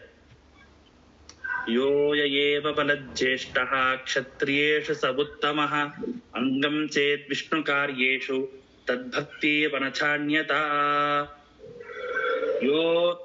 ಯೋ ಫಲಾಧಿಕ್ಯತ್ವೇಪಿ ಉತ್ತಮತ್ವಂ ಕುತಃ ಅಂತೇಳಿ ಮತ್ತೆ ಪ್ರಶ್ನೆ ನೋಡ್ರಿ ಇಲ್ಲಿ. ಭೀತೇನ ಭೀಮಸ್ಯ ಫಲಾಧಿಕ್ಯ ಮಗದಾದ ಹಿಂದಿನ ಶ್ಲೋಕದಲ್ಲಿ ಭೀಮಸೇನ ದೇವರಿಗೆ ಬಹಳ ಬಲ ಇತ್ತು. ಅವರ ಭೀಮ ಬಲ ಪರಾಕ್ರಮದಿಂದಾಗಿ ಕೀಚಕ, ಜರಾಸಂಧ, ದುರ್ಯೋಧನ ಎಲ್ಲರನ್ನೂ ಕೂಡ ಸಂಹಾರ ಮಾಡಿದರು ಅಂತ ಹೇಳಿದ್ರಿ. ಅವನಲ್ಲಿ ಬಲ ಇದ್ದ ಮಾತ್ರಕ್ಕೆ ಉತ್ತಮ ಯಾಕೆ ಅಂತನ್ನುವಂತಹ ಪ್ರಶ್ನೆ. ಬಲ ಇದ್ದ ಮಾತ್ರಕ್ಕೆ ಉತ್ತಮ ಯಾಕೆ? ನನ್ನಲ್ಲೇ ಬಹಳ ಶಕ್ತಿ ಇತ್ತು ಅಂತ ನಾನು 10 ಜನ ಹೊಡಿತೇನೆ, ನನಕ್ಕಿಂತ ಕಡಿಮೆ ಇದ್ದ ಶಕ್ತಿ ಬಲ ಕಡಿಮೆ ಇದ್ದವರು ಒಂದು 5 ಜನರನ್ನು ಹೊಡಿತಾರೆ ಅಂದ ಮಾತ್ರಕ್ಕೆ ನಾನು ಉತ್ತಮನಾಕೆ, ನಾನು ಜೀವೋತ್ತಮನಾಕೆ ಅಂತ ಯಾಕೆ ಅವ್ರನ್ನ ಜೀವೋತ್ತಮ ಅಂತ ಕರೀಬೇಕು ಅಂತ ಪ್ರಶ್ನೆ ಬಂದ್ರೆ ತಕ್ಷಣದಲ್ಲೇನೆ ಶ್ರೀಮದಾಚಾರ್ಯರು ಮುಂದಿನ ಶ್ಲೋಕದಲ್ಲಿ ಹೇಳ್ತಾರೆ, ಯೋಯ ಏವ ಬಲಜ್ಯೇಷ್ಠಃ ಕ್ಷತ್ರಿಯೇಷು ಸ ಉತ್ತಮಃ.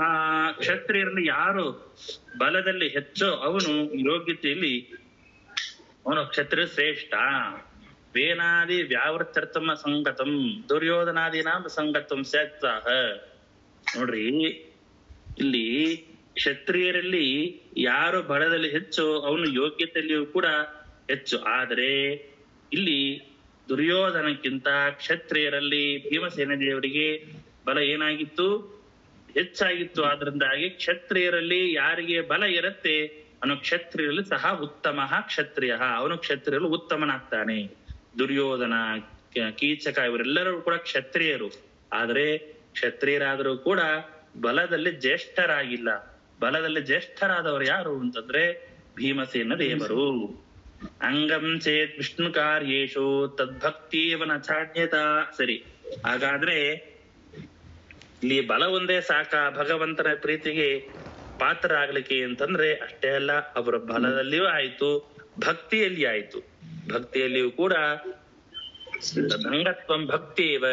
ಆ ದೇವರು ಅವರು ಮಾಡುವಂತಹ ಒಂದೊಂದು ವಧೆ, ದುರ್ಯೋಧನ ವಧೆಯನ್ನು ಮಾಡುವಾಗ, ಕೀಚಕನ ವಧೆಯನ್ನು ಮಾಡುವಾಗ, ಜರಾಸಂಧನ ಸಂಹಾರವನ್ನು ಮಾಡುವಾಗಲೂ ಕೂಡ ನಾನು ಭಾರಿ ಬಾಕ್ಸಿಂಗ್ ಮಾಡುವನು, ನಾನು ಭಾರಿ ಮಲ್ಯುದ್ಧವನ್ನು ಮಾಡುವನು ಅನ್ನುವಂತಹ ಬಲ ಪರಾಕ್ರಮದಿಂದಾಗಿ ಅವರು ಎಲ್ಲರನ್ನ ಗೆದ್ದು ಸೋಲಿಸಿಲ್ಲ.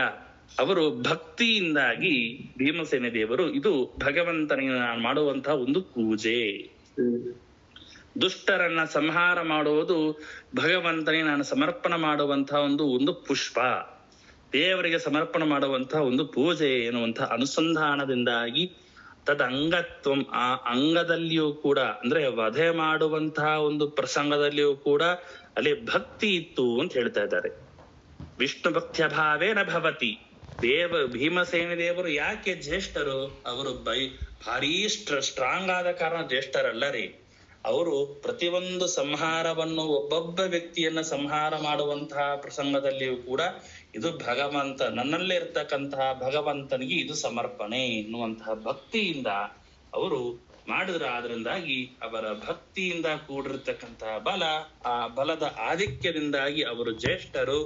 ಆ ಭಕ್ತಿಯಿಂದ ಕೂಡಿದ ಬಲದಿಂದಾಗಿ ಅವರು ಆಧಿಕ್ಯದಿಂದ ಜ್ಯೇಷ್ಠರಾದ ಕಾರಣ ಅವರು ಭಗವಂತನಿಗೆ ಬಹಳ ಪ್ರೀತ್ಯಾಸ್ಪದರು. ಯೋಯ ಏವ ಬಲ ಜ್ಯೇಷ್ಠ ಕ್ಷತ್ರಿಯೇಷು ಸ ಉತ್ತಮ ಅಂಗೇಂ ಚೇದ್ ವಿಷ್ಣು ಕಾರ್ಯೇಷು ತದ್ಭಕ್ತಿಯೇವ ನ ಚಾನ್ಯತಾ ಎಂಬುದಾಗಿ ಹೇಳಿದ್ದಾರೆ. ಸಾಕು. ಹರೇ ನಮಃ.